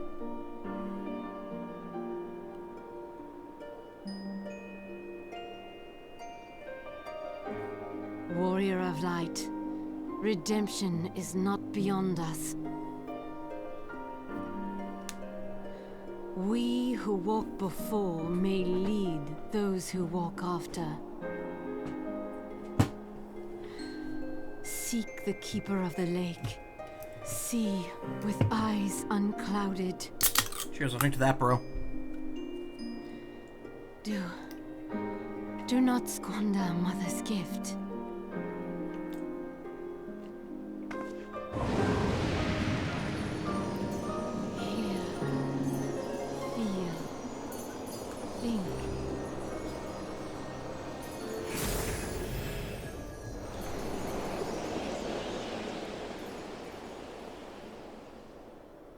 Oh my god, the glitching out, the glitching through the top armor. It's just too much. This poor armor can't handle Lalafelian proportions. Oh, here we go. Here's an Asian. And so the vessel withdraws. A predictable outcome. A predictable outcome.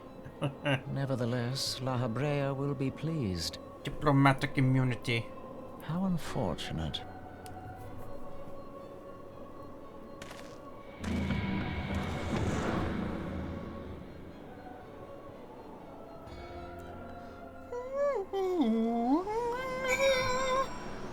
Moon... Miss Moonbreeda, breed me a moon. By the 12, you're alive. I mean, of course you're alive. Why wouldn't you be? Iceheart did what? And you're certain about that, are you? Dravanians are skilled with glamours, after all. Look, if you saw what you say you saw, that's what you saw, then that's what you saw, then you saw, and I believe you. It's just I've never heard of a primal being summoned like that before. You sure you're not injured? Head trauma's been known to cause hallucinations, you see. No? Fair enough, I was only asking.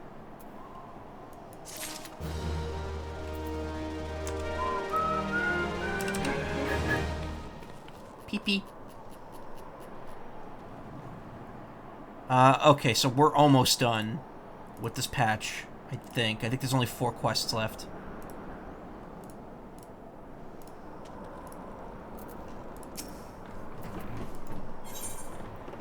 Breeder remains unconvinced that you have not sustained a head injury. If you ask me, there's not to be gained from mulling over the implications of your story in the freezing cold. Let's save it for the Rising Stones, eh? I'll get everyone to meet us there.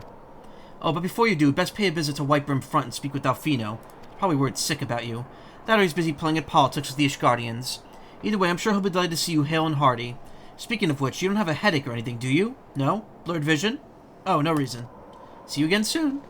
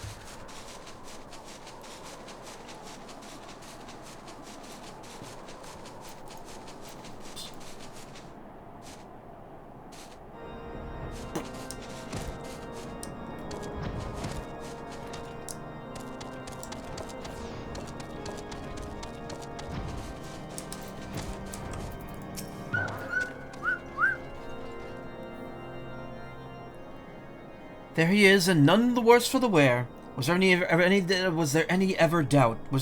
doubt that the warrior light would succeed? I think I speak for us all when I say that I should like nothing more than to hear the stirring tale of your victory. If you'd be so kind. Well, this happened, then that happened, then the other thing happened, then this happened, then that happened. Then we were too late to prevent the summoning. But not too late to prevent further loss of life, an outcome worthy of celebration. And for one... Oh, that's not the guy, it's the Ishgardian.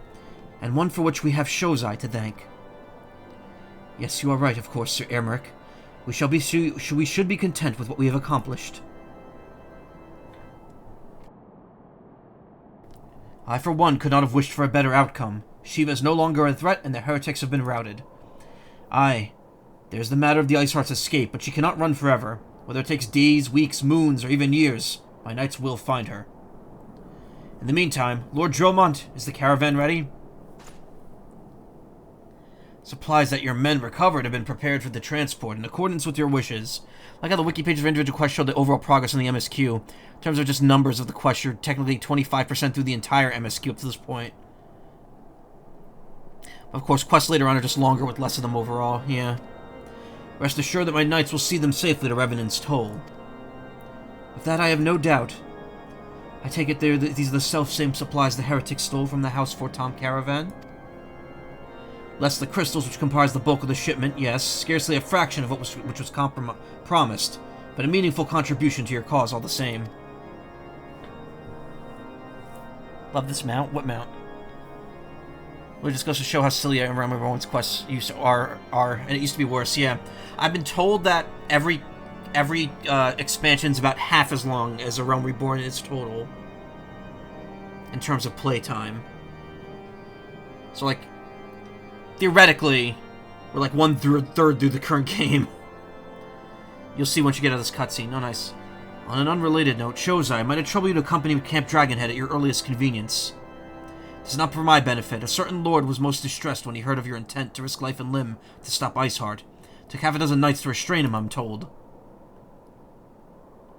Men give vent to their anxieties in myriad ways. Pray do not think less of him. I can't read anymore. I am fucking out of it.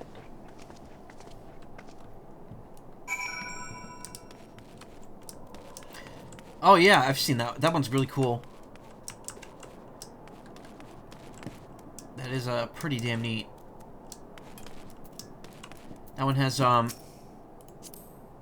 no, it doesn't. That one's a one person.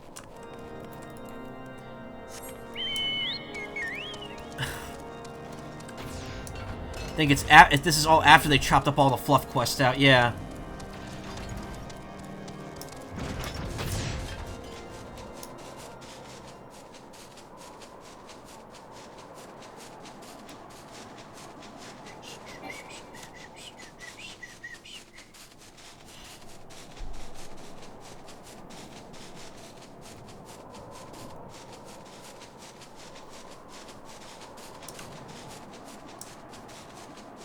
Is your Chocobo named Shozai Jr.? No.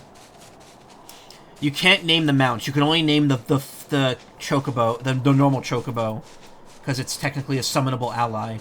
And the joke is that I'm Shozai Mazai, and the Chocobo is I'm Zai, I comma M, because it's me. It me, Zai. Does it actually say Chocobo saddlebag? No. I keep forgetting I have that saddlebag. I should use that. Companion. Here it is. Rank 4. Mount, dismount, favorite seeds. Do I have point? Oh, I do have SP. I should be using this. Attacker. Spend 2. You know what? Let's do it. Enhanced strength, enhanced strength. Okay. I don't really have a build for this thing in mind, so I'm just gonna go even. It doesn't say... Oh, there... No, it says right here. I'm Zai. I, comma, M-Z-A-I. And it matches with my character name. I do want better equipment for him. The only glamour I have is Behemoth Barding. For his feet. Oh, I know. I have that for his chest, too.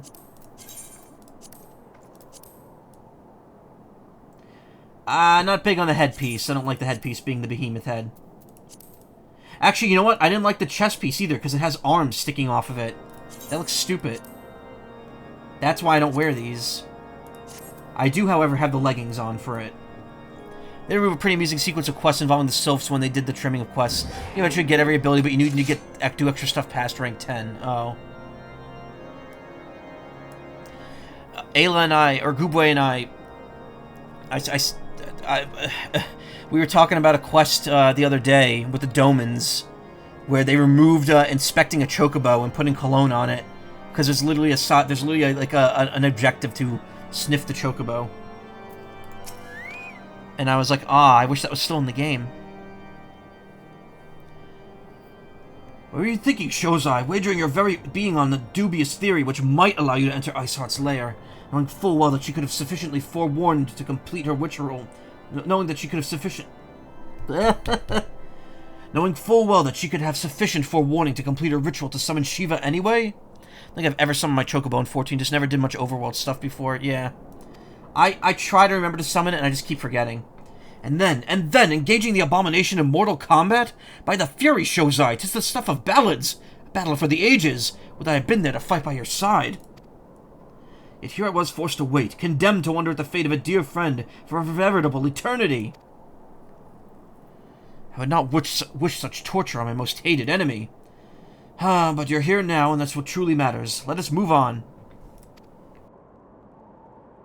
Sir Amaric wished to have words with you and Master Alfino in private. He awaits us in the intercessory.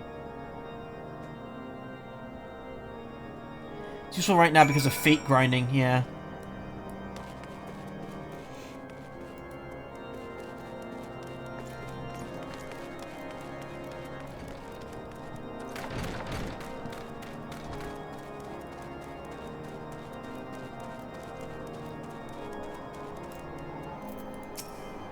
Greetings, sir. I shall show you in at once.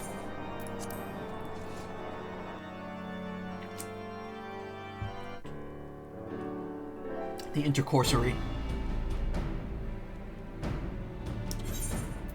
On behalf of the Holy See of Ishgard, allow me to express my deepest thanks. Never before have we been required to contend with a primal. Indeed, there were fears in some quarters that our knights might not be equal to the task. From what we have now learned of these beings, I can say with certainty that we would have lost a great many men had the Scions not intervened. Then the argument for preemptive action should be self-evident. Perchance now you will reconsider my proposal that Ishgard move against Nautalon. Ere we first met, a similar proposal was tabled, but the Holy See decreed that we were to observe, and that military action should be taken only in self-defense. All things considered, it was not an unreasonable decision. Since the calamity, 2 vigils have fallen to the Horde, while Garuda has never shown any inclination to storm the gates of judgment. Which is why this unprecedented zoom in on crisis and Alfino's its resolution face. may prompt a change in policy. You who have faced these primals know well the threat they pose. Ishgard did not. Not until now. And there is naught like a brush with death to change a man's outlook. At the very least, this should silence any lingering objections to our arrangement with Revenant's Toll. The Holy See may even feel moved to grant us its formal endorsement. So far as it is possible, the Scions shall be compensated for their service. We should be grateful for any aid you can provide. As a gesture of good faith, I shall withdraw my previous request. Your people are doubtless needed elsewhere. That will not be necessary. We, too, have a vested interest in watching Dravania's movements.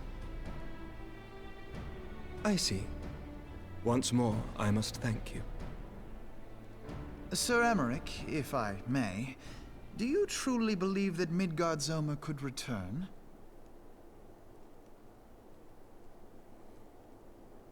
The heavens are a window unto truth, but those who interpret their movements are not infallible. I requested your involvement as a precautionary measure. But of course, you sought an excuse to compensate us from the first, mindful of what would happen if Revenant's Toll were taken by your enemies. Ishgard is not wont to aid its neighbors, but that does not preclude it from manipulating them to serve its own interests. Choose your next words carefully. Surprised Alfino's just calling it like it is. When he's so obsessed with diplomacy. You know what sort of man becomes Lord Commander of the Temple Knights? One who comes from good stock. I did not. Yet here I am. Now, why do you suppose that is?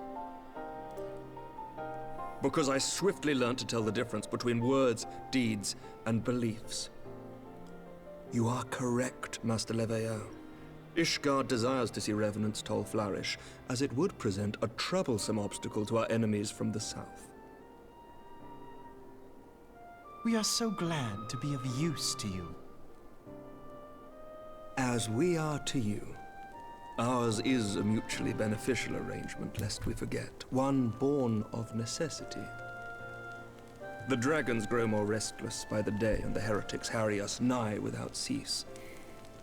We have contended with such troubles for centuries, but there are limits to even our endurance. Yet as a pauper is loath to part with his meager possessions, the leaders of Ishgard are not wont to render up their trust to outsiders.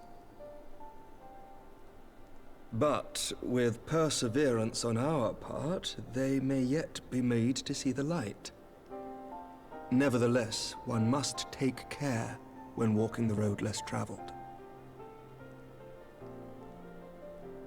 Wise words, Sir Emmerich. I shall make a point to remember them. I must apologize for my earlier outburst. I hope it will not sour our good relations. Not at all. You but spoke from the heart. I trust you understand that at times my duties may prevent me from meeting with you. On such occasions, my second-in-command will speak for me.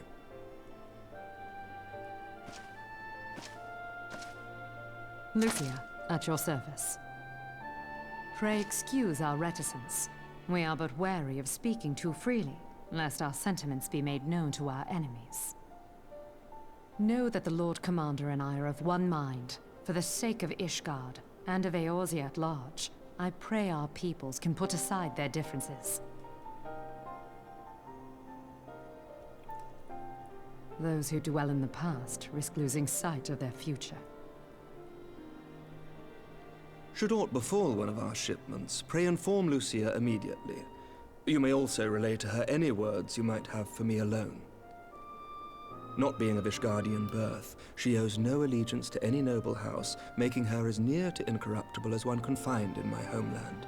Suffice it to say, I trust her completely, and so may you.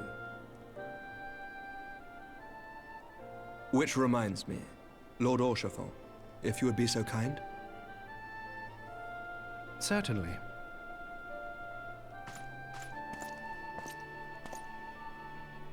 In times such as these, trust is ever in short supply.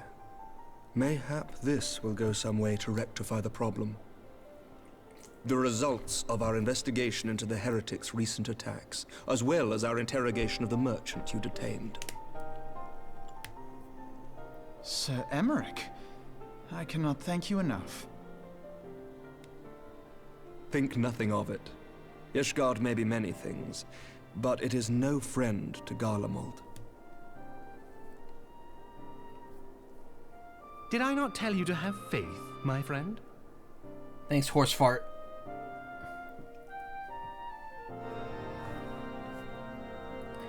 You truly are the ally of all time.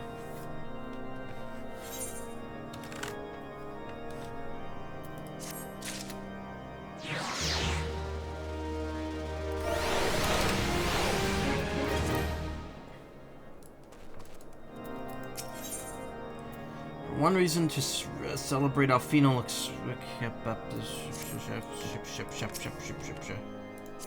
Here, you can join the party if you want. I'm going to be doing Crystal Tower in a little bit.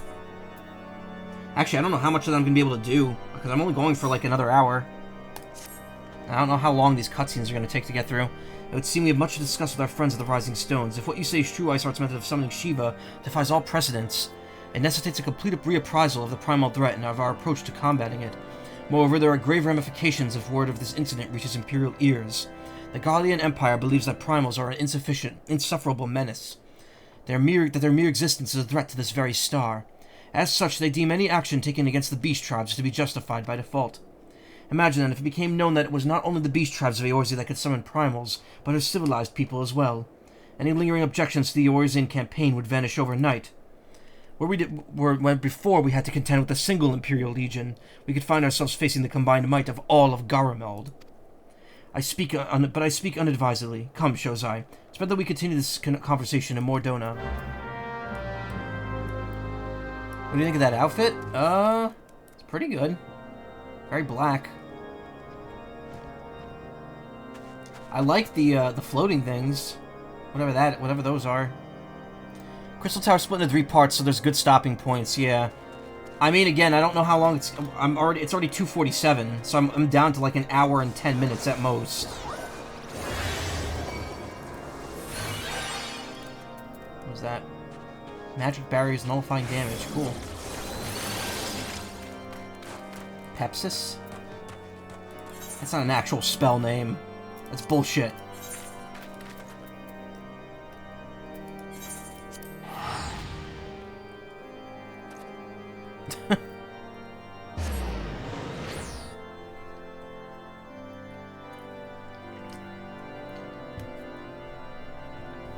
You're shitting me. You gotta be shitting me.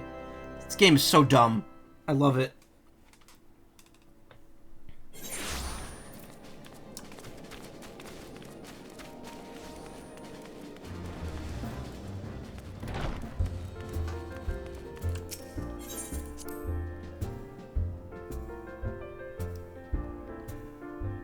Shouldn't be too very cute in Crystal Tower at this hour. Yeah, nah.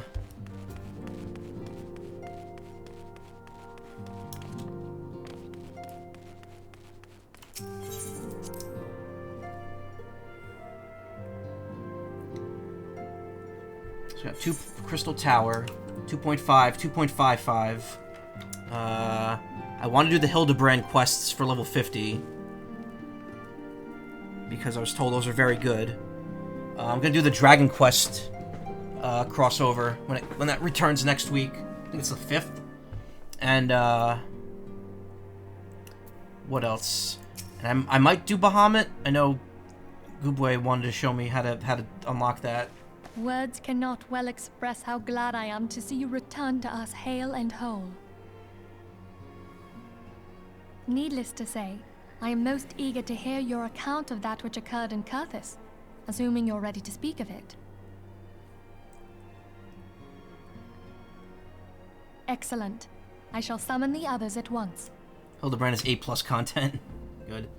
I'll save that for next week, and I'll probably do that with the Dragon Quest thing when that drops again.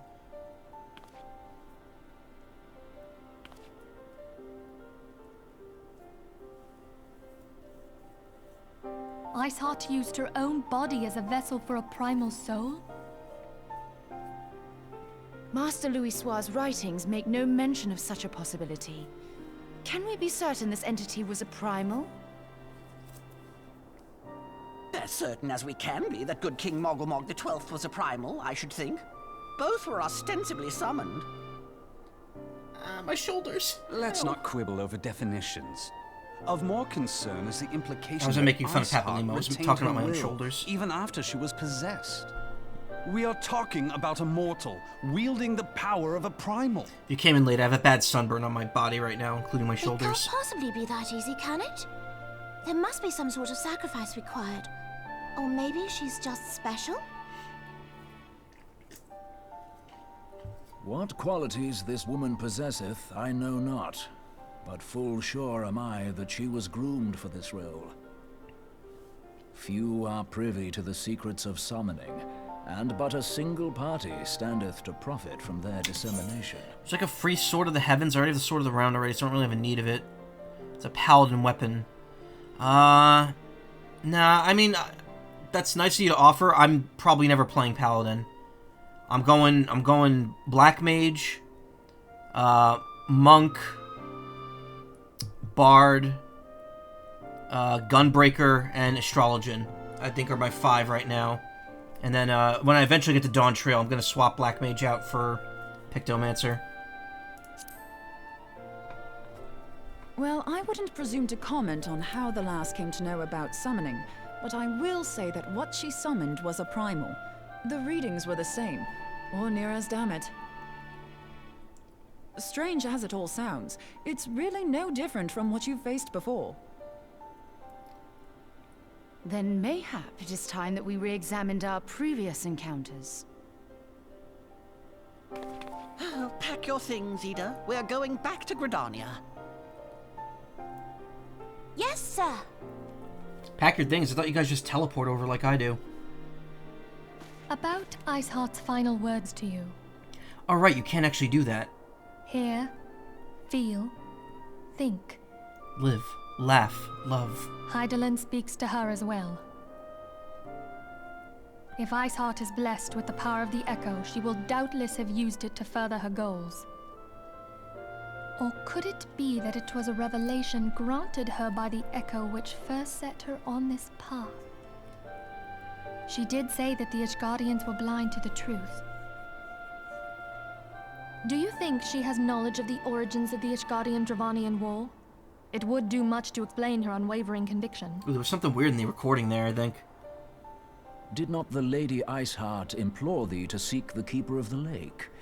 And did she not imply that in so doing thou wouldst come to see with eyes unclouded? Midgard Zoma was a king amongst kings who reigned for centuries on end. But he is dead and his wisdom lost to the ages. Unless the Ishgardians' fears are well-founded. It would seem we have yet another reason to stand watch over the Keeper of the Lake. For a mercy, we are well positioned to do so. Iceheart, Shiva, Ascians, and Midgard Zoma.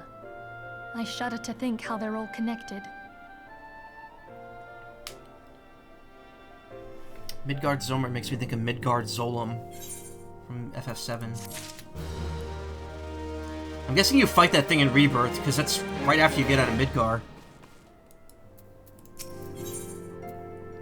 Level 50 Whoppin' Coffer. Whopper Coffer. Minfield discussed how to best proceed in light of recent developments. I mean to scour the annals for the knowledge of the Midgard Somer. Given his great age, I dare say he appears in more than a few... Do you hear that? The commotion outside. Would you see if aught is amiss? What do I think? Fat Moogle mount where you could roll on him like a circus ball? I would love that. Whopper Coffer contains Texas Double Whopper. I don't think I've had the Texas Double Whopper. That one has barbecue sauce on it. I'm not big on barbecue sauce. Especially sweet, if it's too sweet. Sweet and smoky isn't usually like a preferred flavor for me. I really have to be in the mood for it. Shozai, 'tis well you are at on hand. We have a problem. Roelle has escaped. How the fuck did that happen? It happened shortly after the Immortal Flames took her into custody. She had been placed in a dungeon cell ahead of her coming trial, but apparently the accommodation was not to her liking. The turnkey was found slain along with 2 guards. 'Tis plain she received inside help.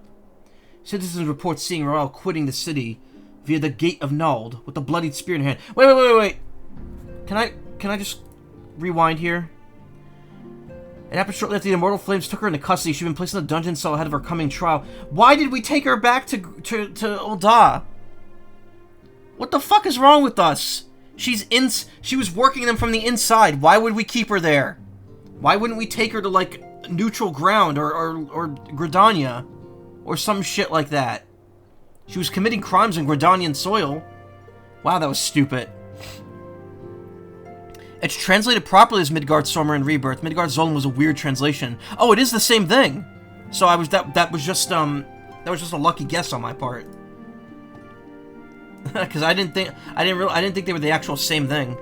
It's a Whopper with added mustard, bacon, and jalapenos. Interesting. I might actually have to try that. I do like jalapenos and bacon, and mustard on a burger. I've had before, not preferred, but it is good. It can be good.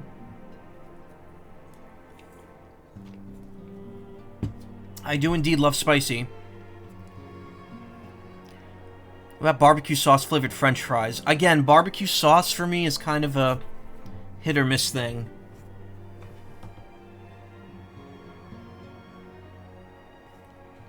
What the hell? Okay, hold on a second. I just got a weird email. I have to check this.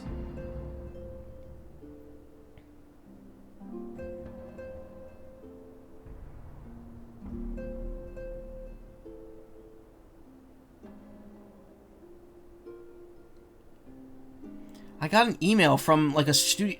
This has been happening a couple times. I've been getting emails from indie game studios. I think they think that I'm some sort of, like, reviewer, because I've had people, like, ask me if I want to review their indie games, and I've had one studio just straight up send me codes for their games, and I never talk to them. Like, I don't know these people. I don't know who the hell they are, but I've gotten, like, several keys for visual novels that have come out from a company, like an indie company, because I guess they think I'm some sort of influencer, which is awesome, but also kind of disingenuous.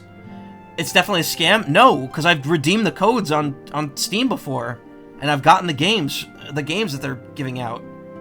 Like, I checked it, because there's no real, like, there's no, you know, there's no detriment to me by doing it. The games are legit on Steam, and with positive reviews and stuff. Like, I have no idea. I don't know why. It's, like, very rare. It's, like, once every couple months, but, like, it seems to keep happening now. I don't know where the wires got crossed. Are you gonna play and review them? Well, that's the thing. Like, I don't really do game reviews, and also, they're all visual novels. They're all gonna be very long, involved videos if I stream them. So it's like, nah.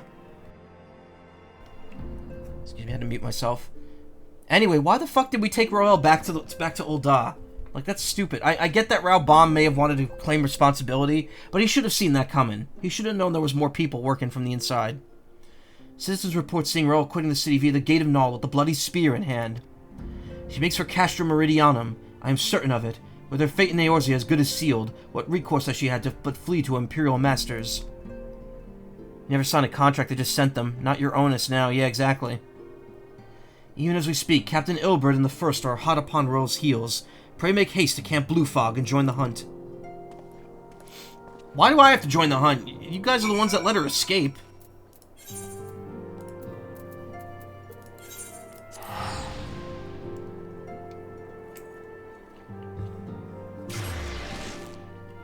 You want to play? Unfortunately, I've already redeemed the codes. I can't really give them out now. It doesn't seem to be like any sort of romantic visual novel. It's like a mystery, like a murder mystery one. But yeah, I have no idea where people are, like, coming at me thinking that.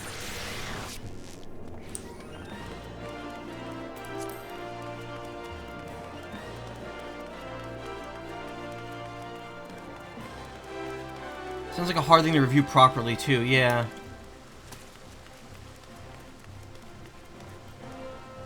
What am I doing?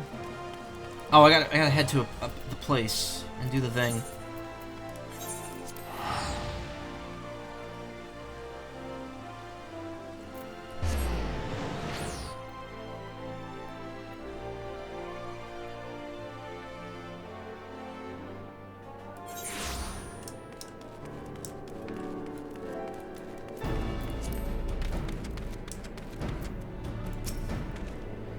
My thanks for coming, Scion. I have spoken with the soldiers here. They say that Royal walked through the camp not a bell ago.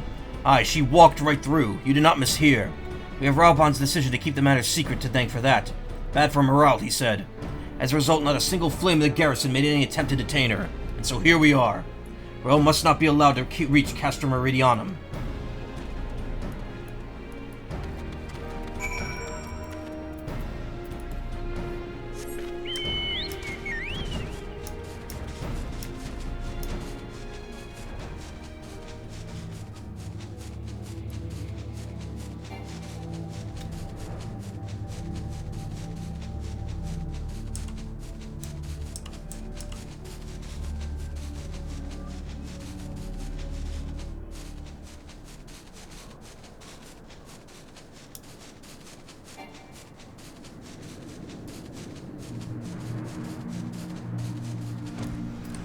Oh, Yu Hakusho's here. Duty calls. Commence the battle for the Reason Royale. Level sync is ineffective. If you're above the maximum allowed level, be synced to level 50. Ooh, okay. Oh, I have to... Okay, sorry. I have to disband the party to do this. Is there a way to just disband party, or do I have to kick everyone? Whatever. Sorry, you two. There he is. There he is. Yu Hakusho. Yu Hase.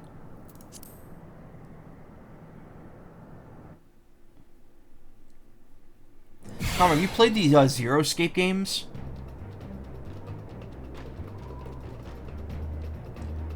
That wretch was with Royale. He threw himself to the... I didn't get to see that. Hold on.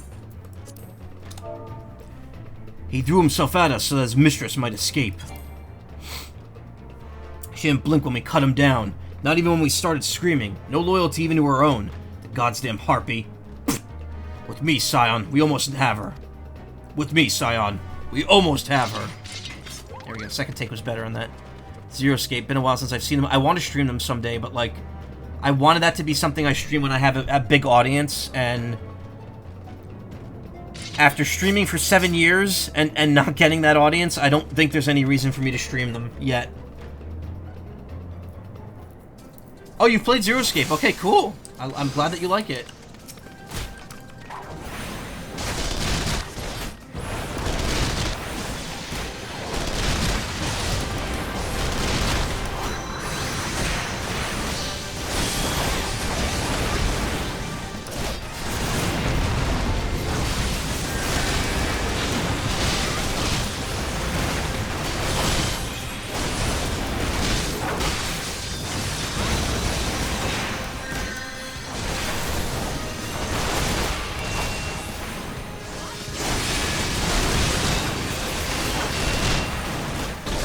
Damn it!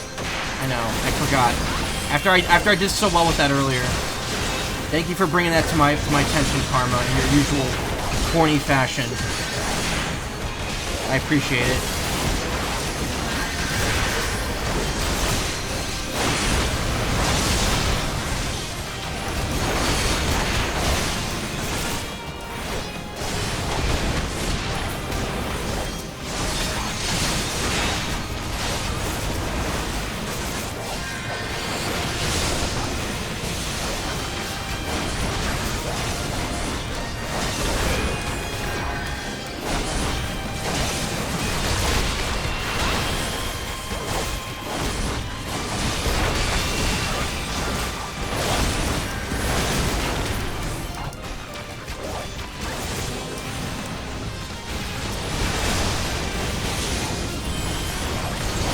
Head out late for you. Thank you for stopping by. I'm gonna stop like in an hour or so. Thank you though, Lysander. I appreciate it. Have a great evening.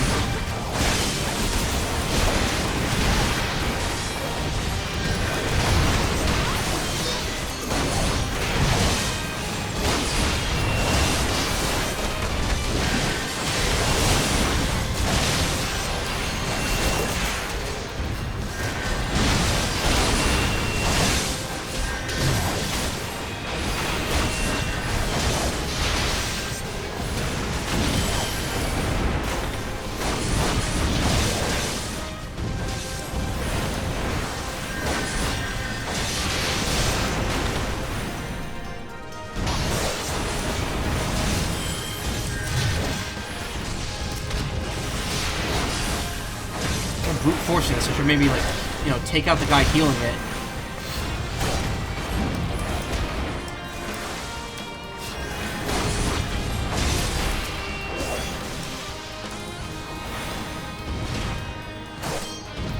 You also love Somnium Files? Nice, I streamed both of them. Oh, I think you were here for the second one.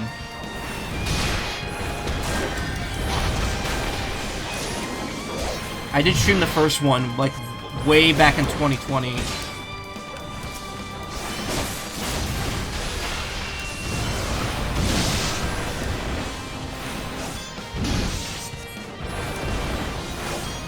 You played it with your old boyfriend, you did not sleep? Nice. I liked Somnium Files 1 a little bit better than 2, but it was still pretty good. Oh my god, there's more reinforcements.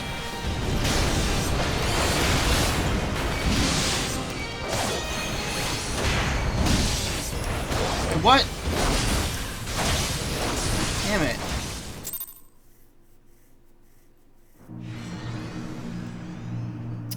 I didn't see anyone, no one's health bar was listed over here, so I didn't think I had to protect anyone. Fucking hell. Yeah, Zero Escape. That's a series I really want to stream. Zero Escape, because it's honestly one of the series that got me and that like wanted me to like I wanted to stream it from the get-go when I started streaming way back in 2016. But the whole thing was like, I'm gonna wait until I have a bigger audience for it, and I'll stream it then. Because then, wish I was around to see. Have you seen me play it? I didn't stream it. That was long before I started streaming. I played it from like 2010 to 2016 when the series came out. I started streaming after after Zero Time Dilemma came out. I've never streamed any of them. I want to, but like again, I wanted to stream it to a big audience that hadn't seen it before, so they'd be surprised by it. Because I've already experienced everything in that series. I meant for Somnium Files. Well, I do upload all my streams on my YouTube archive on my profile page here. Somnium Files was 2020, so the stream quality is a little bit lower. I mean, hell, even Nirvana Initiative isn't the highest quality. That was 2022. Yeah, I streamed that on release, and I remember it not being the highest quality, but I mean, it's still fun. It's still good. Not the games being not the highest quality, I mean the streams. Anyway.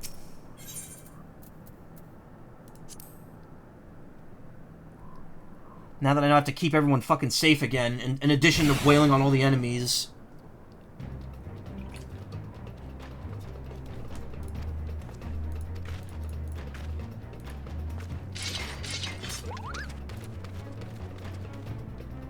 You know I can only carry one Phoenix down in this game?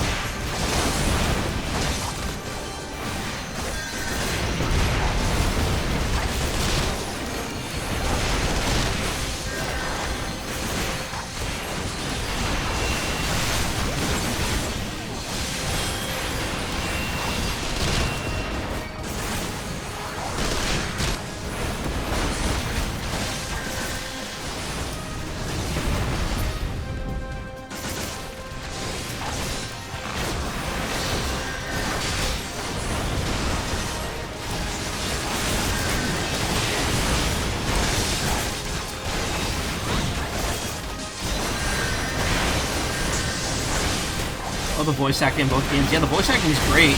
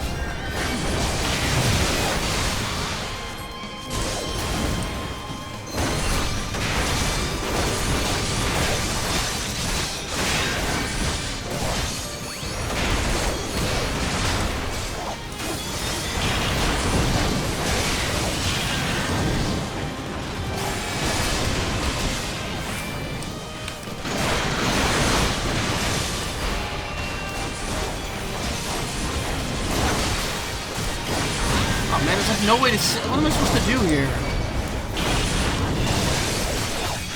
This is that bullshit that happens during all of these, where it's like one person gets targeted. And if you're just not constantly defending them, you're gonna lose immediately. So I just have to stand next to him the entire time.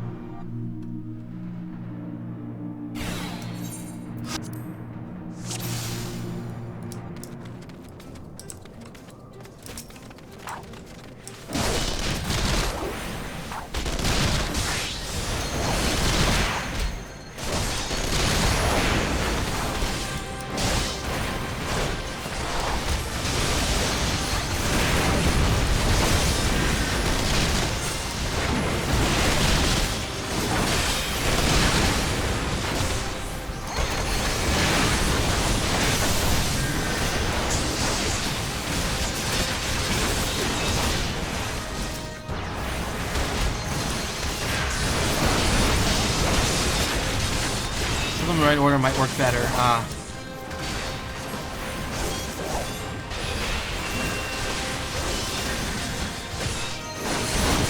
Healers and mages.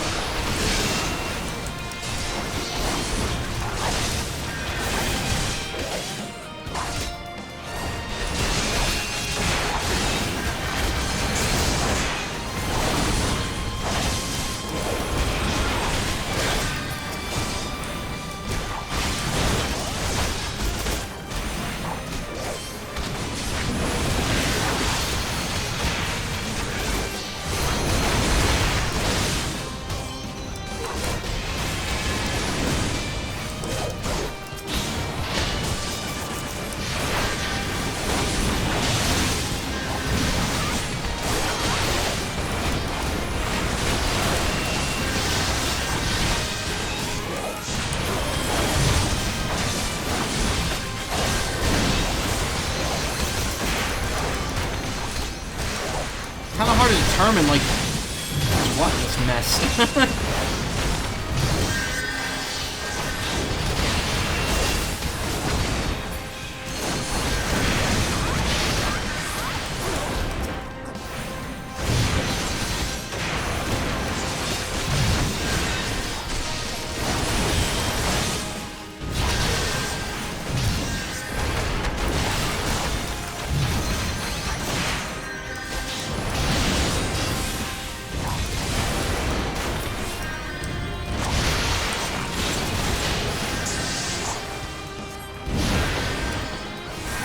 The AoE's helped a bit more too this time, I think.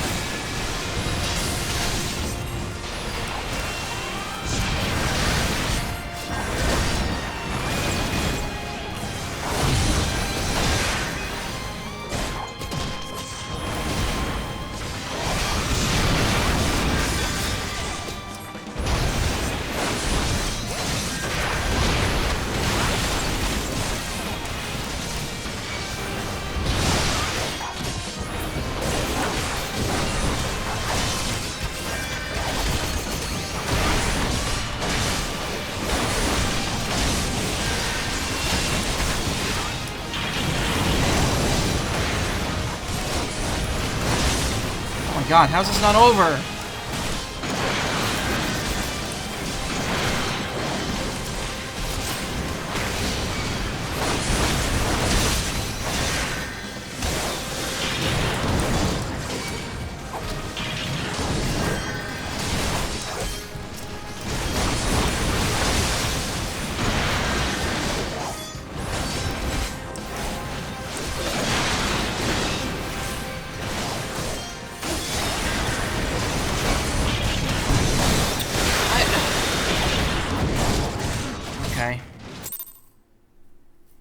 Alright, I guess I gotta go picking through all these enemies to find the right ones.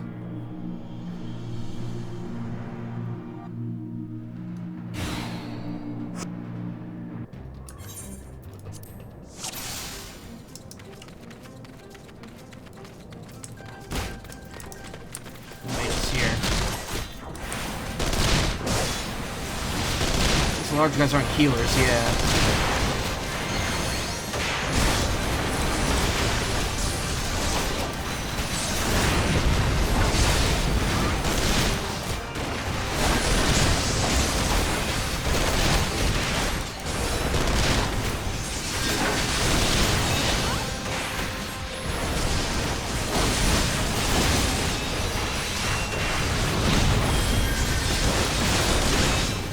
I'm realizing that he can't be killed.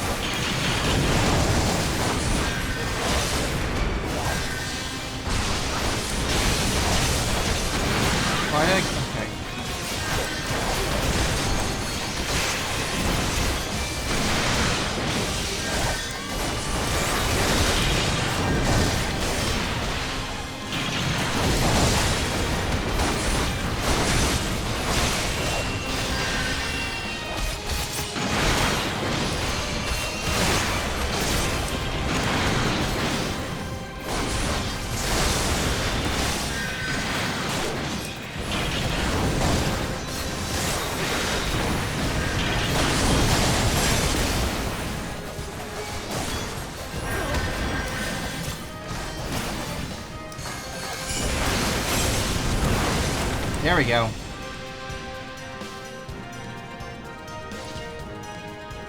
I think using that Fire 2 definitely helped a lot more. I've kind of overly discounted AoE in this game up to this point, but I'm probably going to have to start working on it better. Once I get... On Sunday, I'll be getting that 8-bit-do controller. As soon as I'm able to get it to work with this game, definitely mapping some easy shortcuts to do the 2 spells instead of the 1 and 3. Again, I tried getting the Switch Pro controller to work with it a couple days ago, and it just didn't work. I can't play this with a controller. It's weird. I've seen some people say like, "Oh, this game's unplayable with the controller," and other people are like, "The controller setup for this game is amazing."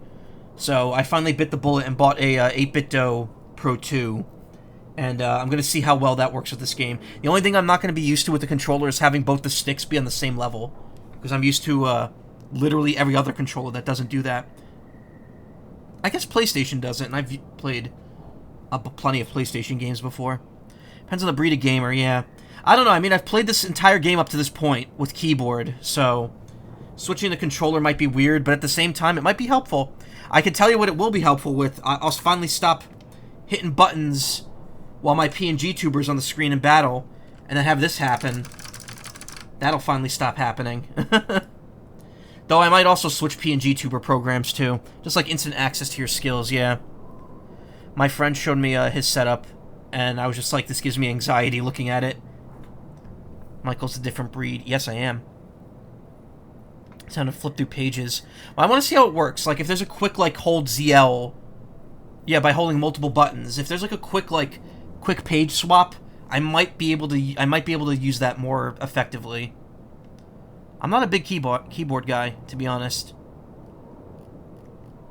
Always higher DPS when hitting 3 or more enemies, yeah. Also, hey, Kuronekos. How you doing? Bend her, and do it tight! Yes, sir.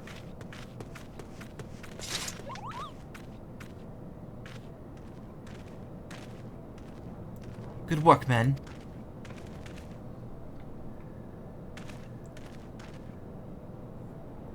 She and her Imperial cronies pushed us close, but we were better. Some playing with their Stream Deck. A Steam Deck?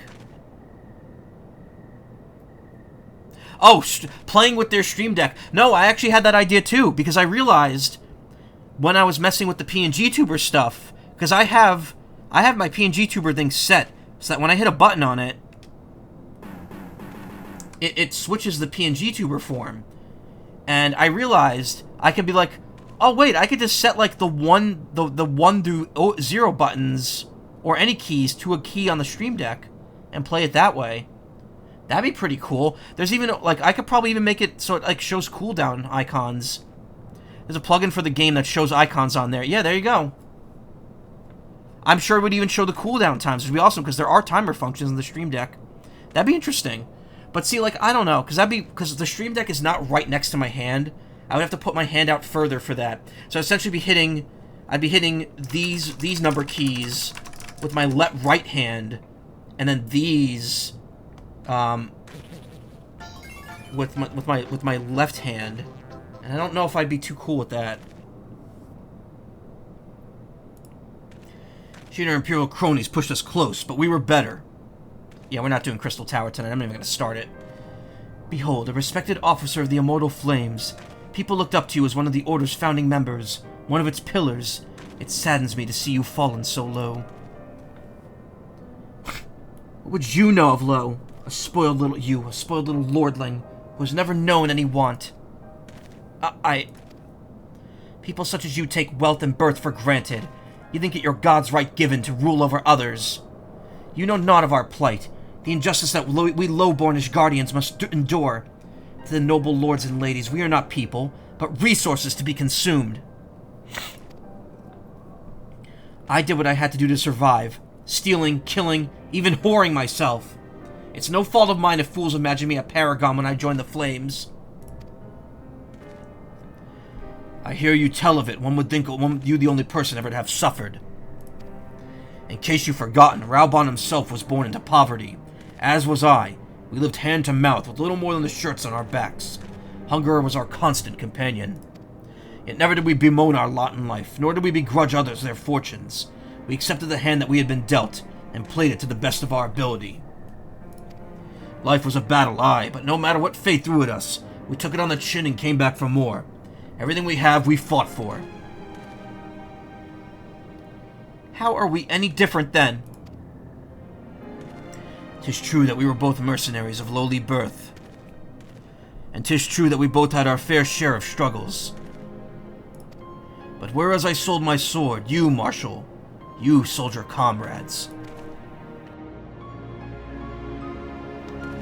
If life has taught me one thing, it is never to betray your own. I would sooner cut off my own arm than raise a hand against a friend. But enough talk. You will return to Ul'dah to face justice, and the people whose trust you've dragged to the gutter.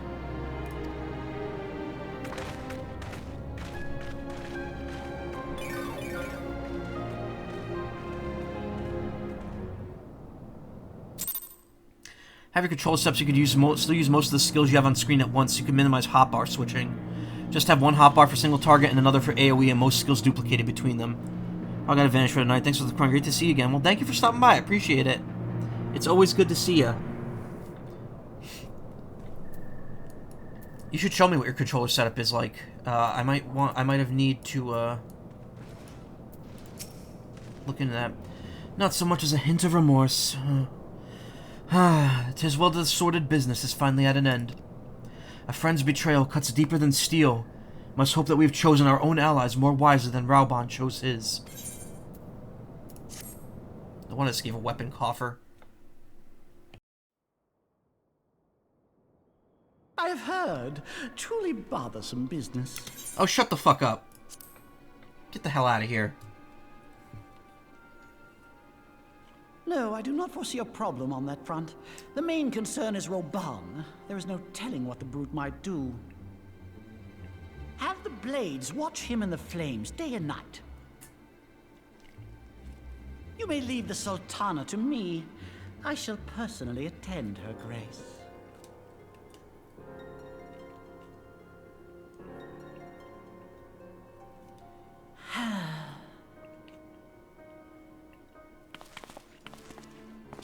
Sever one of the East Aldenard trade routes.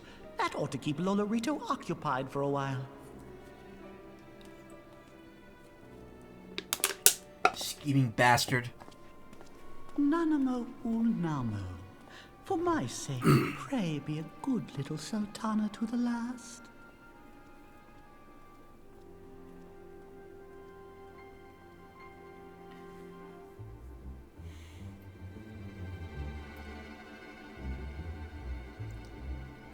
Yo, if he kills Nanamo, I'm gonna murder this guy.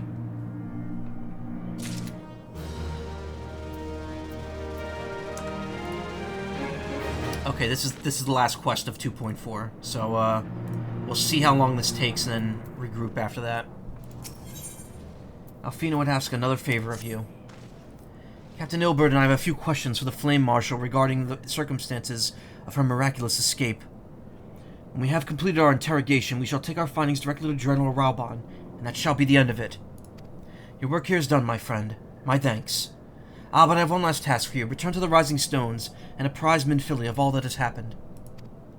I am aware that the antecedent held Royale in high regard. Royale? In high regard. For better or for worse, she will want to know how this tale ends.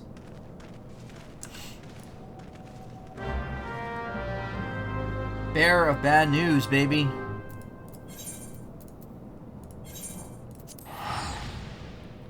Bust out the good old Stadia controller.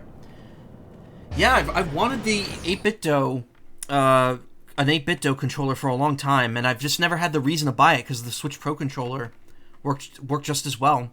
But apparently there's issues with the Pro controller with 14. And I don't know what they are. But like when I synced it to it, it just didn't work. Like it kept doing this. The camera kept doing that. I couldn't tell if that was a movement issue or the camera. And I tried editing the dead zones on both sticks. Nothing worked. Nothing fixed it. Also, when I tried using the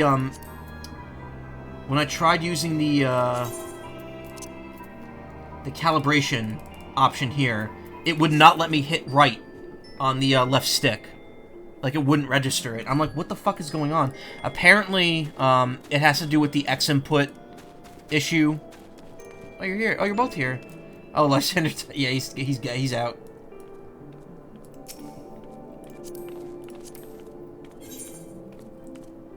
Just Harath doing Harath things. Does the Switch controller function differently? I think it runs on X input or whatever it is. So I'm not too sure, but it just doesn't work. Apparently there are ways to get it to work. It's effectively 2 controllers in 2. I think so, but I don't think it's programmed to be that way, because normally it works fine when connected to Bluetooth. I don't know exactly what's what causes it to act up, but it's only this game that I've had that issue with. Apparently if you use Joy to key, it works fine, but I'm like, I don't want to bother setting that up. That sounds like a pain. So I just invested in an 8BitDo, because now with that controller I don't have to sync my... Because the Switch controller also doesn't stay synced to the PC. So, with the 8-bit dough, I at least have a controller that could stay dedicated, connected to it. Hopefully. I'm hoping that's a controller issue with the Pro Controller, and not a Bluetooth issue with my computer. This computer is not super new anymore. I got it June of 2019. Stick with the good old Xbox controller plus dongle. Yeah, I used to use, when I first started streaming, I had an Xbox controller mini, or Xbox mini controller. That thing was really fun. I loved that controller, the Xbox One Mini. It unfortunately, the bumpers on it kind of wore out over time, and I think the A button also got really loose, and I couldn't use it that well anymore. I think I still have it in my drawer somewhere. It's a nice controller. Just like a tiny, not even tiny, it's just a smaller Xbox One controller. And I used that, was wired. Welcome back, my friend. I have already received word from Alfino.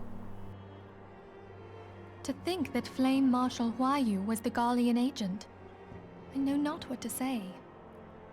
Together with Reborn, Aline lent us much-needed aid at the time of our Order's founding. She was particularly passionate about the need to tackle the primal threat. When we discussed the subject, her eyes fairly shone with determination. Whatever else she may have been, I choose to believe that it was her true self with whom I spoke then. But now is not the time to dwell on such matters. She is dead to me, and I will never speak of her again. I have an important announcement to make regarding our effort to defeat the Ascians. We shall begin as soon as everyone is assembled. We're going to kick some Ascian.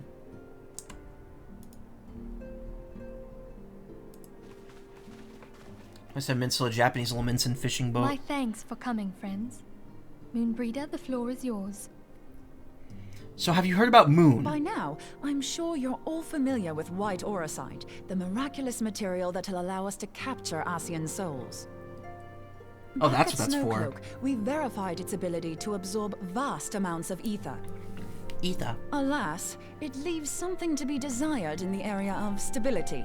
The stone can only store ether for a short while before expelling its contents.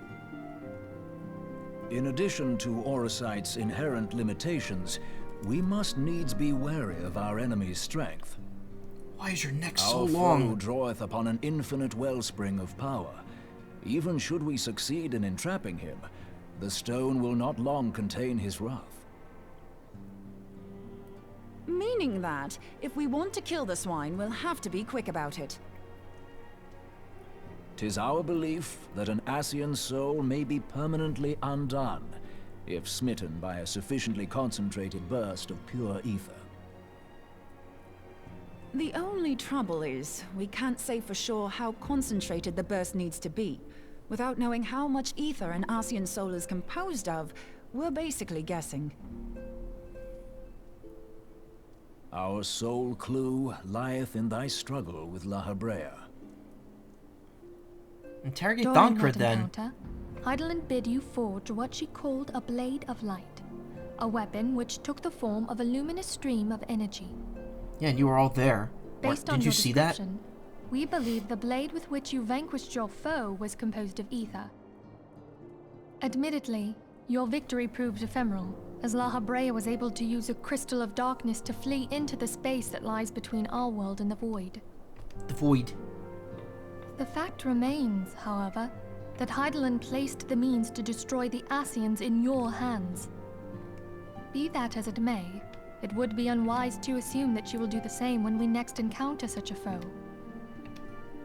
Quite so, my lady.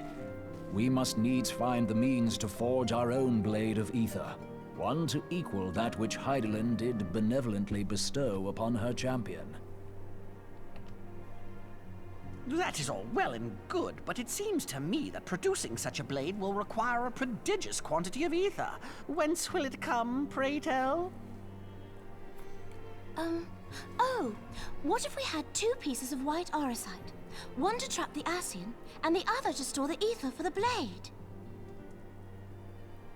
Oh, nice try. But it's as I said, the stone won't hold ether for any length of time.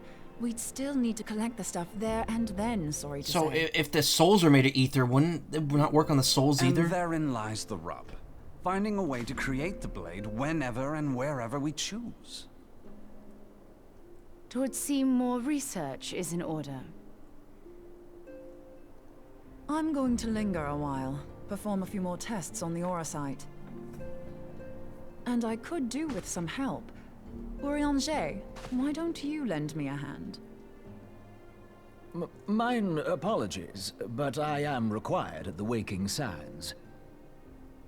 Lady Minfilia hath given me sole charge of the premises. 'Twould be unseemly to leave them unattended. Sole charge, you say? So you're basically alone there, then? Well, that settles it. I'll just have to come to you. I still have to give out side quests, sorry.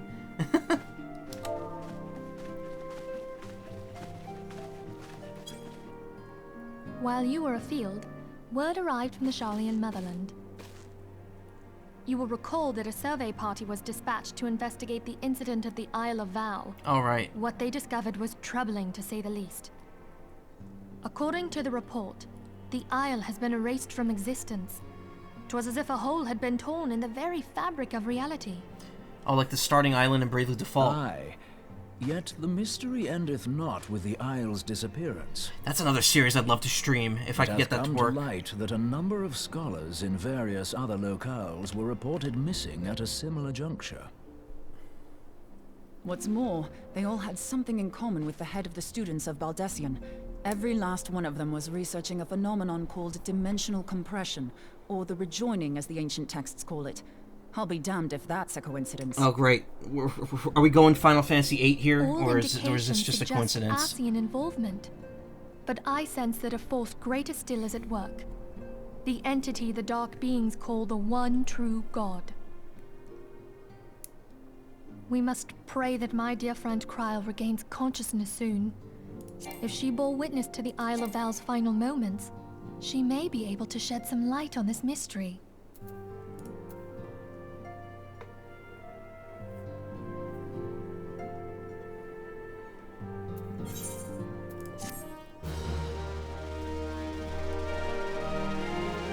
$340, huh?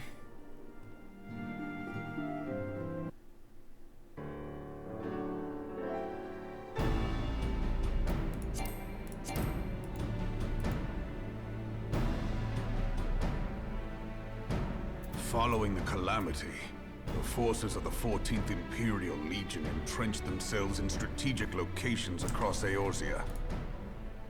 So swiftly did they accomplish this, it was suspected that they had received help. To think that it came from Huayu. Huayu? Oh my god, I would have never pronounced it that way. There is more. We have reason to believe that Huayu didn't deal exclusively with the 14th. She also answered to a higher authority in Garlemald. But this higher authority could not have been the Emperor. By consenting to the Meteor Project, Solus Zos Galvus showed himself to be more concerned about preventing the spread of primal influence than claiming Eorzea for the Empire. He would happily have seen the lot reduced to ash. We believe a number of high-ranking figures within the royal household were against the decision, but that they knew better than to oppose the Emperor openly. Of course, this didn't prevent them from making clandestine provisions, in which Huayu played a part. Alas, these provisions did not prevent Dalamud from falling, and the ensuing chaos changed the face of the realm forever. Yet Eorzea survived. To all intents and purposes, the Meteor Project had failed, and the Empire was left to rue its lack of a decisive means to eliminate the primals. Until, that is, it stumbled upon the Ultima weapon. Which we kicked its ass. Even before the accursed thing was dug up, it seemed to me the 14th had the might to overwhelm our weakened armies. Yet they chose to hide behind their walls. Why? The Black Wolf was wary of making the denizens of Eorzea desperate, lest more primals emerge to bleed the land. The discovery of the Ultima weapon, however, emboldened him to resume his war of conquest in earnest. But there was one in Garlemald who believed that Van Belsar's actions were premature. One who stood higher in the Imperial Army's chain of command. He ordered the Legatus to halt his advance, only to find that the Black Wolf had slipped its leash, and that the 14th now acted alone. Acted alone. In a bid to bring Van Belsar to heel, he used the agent he had planted in Ul'dah prior to the Calamity to undermine the Legion's efforts. A man who outranks Van Belsar, yet opposed the late Emperor's decision to annihilate Eorzea. This could only be the former High Legatus of the Garlean army, now known as Emperor Varus Zosgalvus. So he was Huayu's true master. But one of several in actual fact. We've learned that even as Huayu served the Empire's interests, she sold Imperial secrets to a certain faction in Eorzea. In so doing, she helped to maintain the status quo, thus prolonging the conflict. Considering who stands to profit from war, it isn't hard to imagine who her other masters were. 7 hells! You mean to say that she was a double agent? Triple, if you consider her services to Van Belsar and the new Emperor as separate. You fool. You know we don't do that. All the Garleans are the same. As neatly as these pieces seem to fit, one aspect of the puzzle remains unclear to me. By whose will was the Marshal feeding intelligence to the heretics? And try as I might, I fail to see how aiding their cause would profit either her Imperial or monetarist masters. Could it be that another hand is at work here? If so, Huayu must be made to reveal whose it is.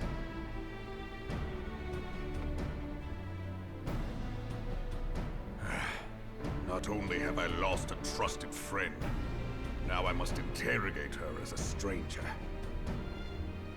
Not a pleasant task, I grant you, but a necessary one. Unless we weed out the ivy, root, stalk, and stem, it will simply grow back. I know that full well. Those closest to Huayu have already been detained, and I will question them alongside her. General, pray keep in mind that there may be unwitting abettors among them. All will be treated fairly. On that you have my word. Those who are innocent have no cause to fear. You have ever been a friend of truth, General. I hope the unpleasant task of weeding out falsehood will not detain you too long. Though it be for the sake of Eorzea, doubting one's comrades is poison to the soul. And with that, I take my leave.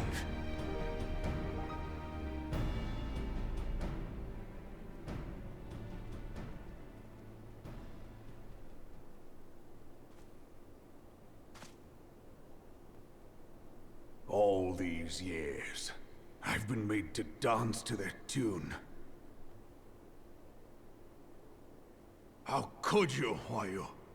How could you side with them? Those cankers who take from this land and give naught in return, who use their power to disempower and grow fat while the people starve. I know you can hear me, monetarist scum! Your crimes will not go unpunished! Pelagi's like, oh shit, I gotta get out of here. Today I will purge this land of your sickness! Before the eyes of the 12, I swear it!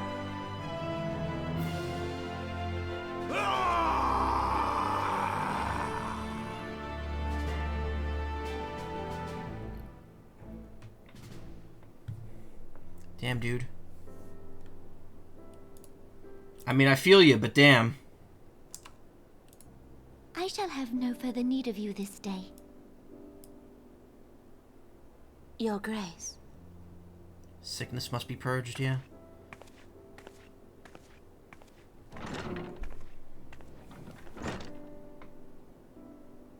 I fear that not even mine own chambers shall remain private for long.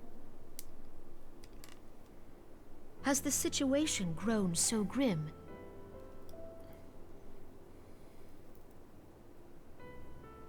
Ever since he proposed the Cartiner Reclamation Bill, Taleji Adeleji has risen to greater prominence upon the backs of impoverished refugees. Should we just murder him and be over with it? The monetarists were ever united in their pursuit of profit, but the man's actions have torn a rift in their ranks.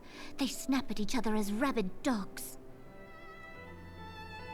Yet now is not the time to be bickering among ourselves.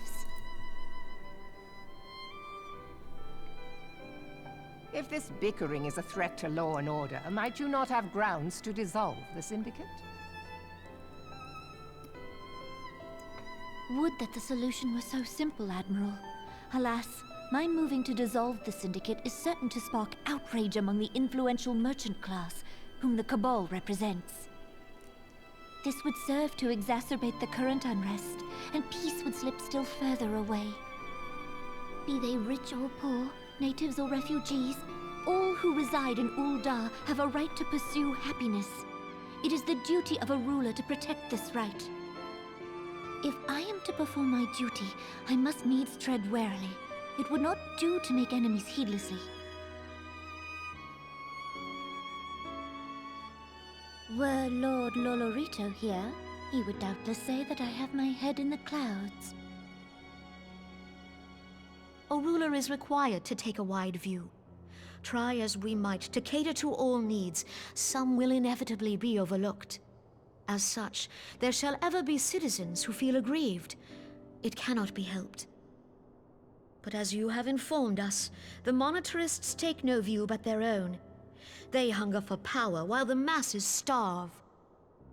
In the absence of a common cause, it seems beyond any one individual to make Ul'dah whole.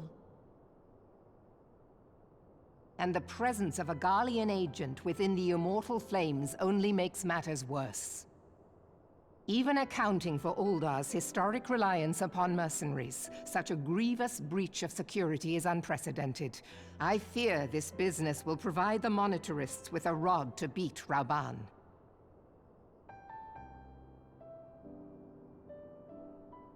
Eorzea can ill afford for the Immortal Flames to be dampened now. Ere long, the Garleans will turn their ravenous gaze toward our lands once more.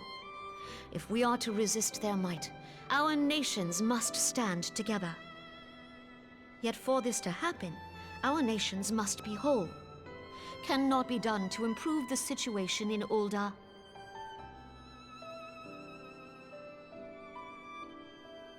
The true wealth of Ul'dah lies in the health, happiness, and hopes of her citizens. Alas, the citizens shall never know these things, so long as their lives are ruled by the ambitions of the few. Getting a little heavy-handed here. Claim to represent the best interests of the people, but in sooth they desire only to manipulate them for their own selfish ends. For the government to serve the people, it must be formed of the people. Oof, this is getting a little too relatable. For Ul'dah to move forward, it is not only the Syndicate that must be dissolved. Nay, you jest.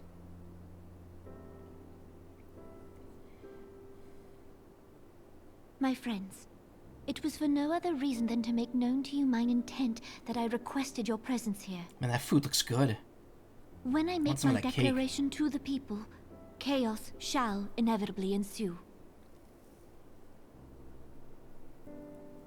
As the last monarch in the line of Ul, I make unto you this request. Help Reborn to preserve order and protect the people. Forsake them, and you forsake yourselves. For a strong Eorzea will ever have need of a strong Ul'dah.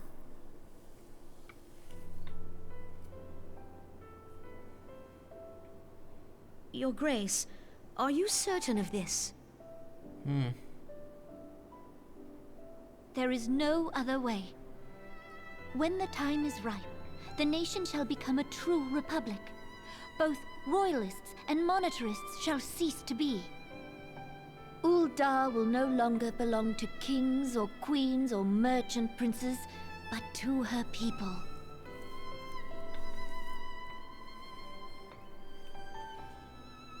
Man, picking Ul'dah as a starting continent is like the best choice because it's so tied into the main story, more so than Limsa and Gridania. Forgive me for casting aside all that you have toiled for in my name. Beyond this gesture, I am powerless to help my subjects. Always pick Ul'dah, yeah. I picked that completely by choice, chance. Because I started with Thaumaturge.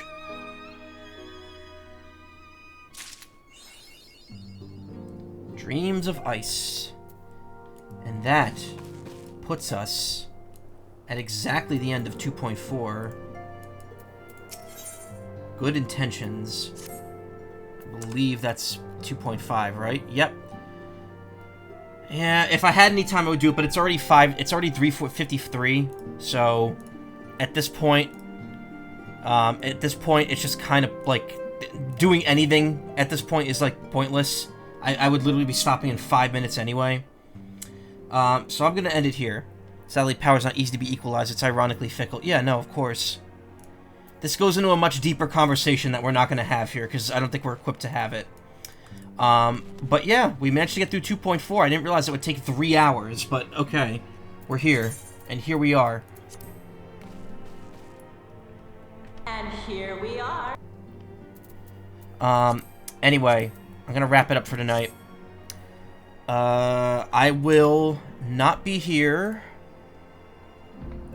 No, how dare... I will not be here tomorrow. I'm gonna probably be hanging out in VR like I usually do with my friends. Saturday evening, I might be here for a little for a stream. If I am, it'll be Paper Mario. And then Sunday, I'll probably do more FF14. I don't quite know what's gonna happen regarding the stream schedule going forward. All I know is that there's probably like 3 or 4 more of streams of this game ahead of me. We're gonna do Crystal Tower. Wait, what the fuck? Since when's it's Friday already? Yeah, it's Friday. It's almost 4 a.m. Friday here. It's 4 p.m. where you are, Karma. Yesterday was just Monday. So we got what? Crystal Tower, 2.5, 2.55, Hildebrand, and Bahamut / Dragon Quest stuff. So, yeah, probably 4 streams-ish. 2.5 is short, but 2.55 is going to be pretty long, so... I don't know. 2.55 has an hour and a half of cutscenes, according to what everyone says. So, yeah, it's gonna be that's gonna be a thing. Anyway, if you want to watch more streams, you could check out the recommended streamers on my Twitch page. Once again, I'm trying to get on a team so that I have a new spiel at the end and have new people to stream to recommend. But right now. The Trevor Fox is playing Paper Mario Thousand Year Door, and I think I want to give them a raid because they're really cool. I'm probably short since it's basically the only cutscenes for you unless we can get a group of 8. I don't know who that is, Karma, but I'm going to be raiding the Trevor Fox. So yeah, stick around, say hi. More Final Fantasy next week, more Paper Mario, and some one-offs too. I got some one-offs planned in the future. So yeah, take care everyone. Have a great evening. Thank you for stopping by. I'll see you maybe Saturday. Good night.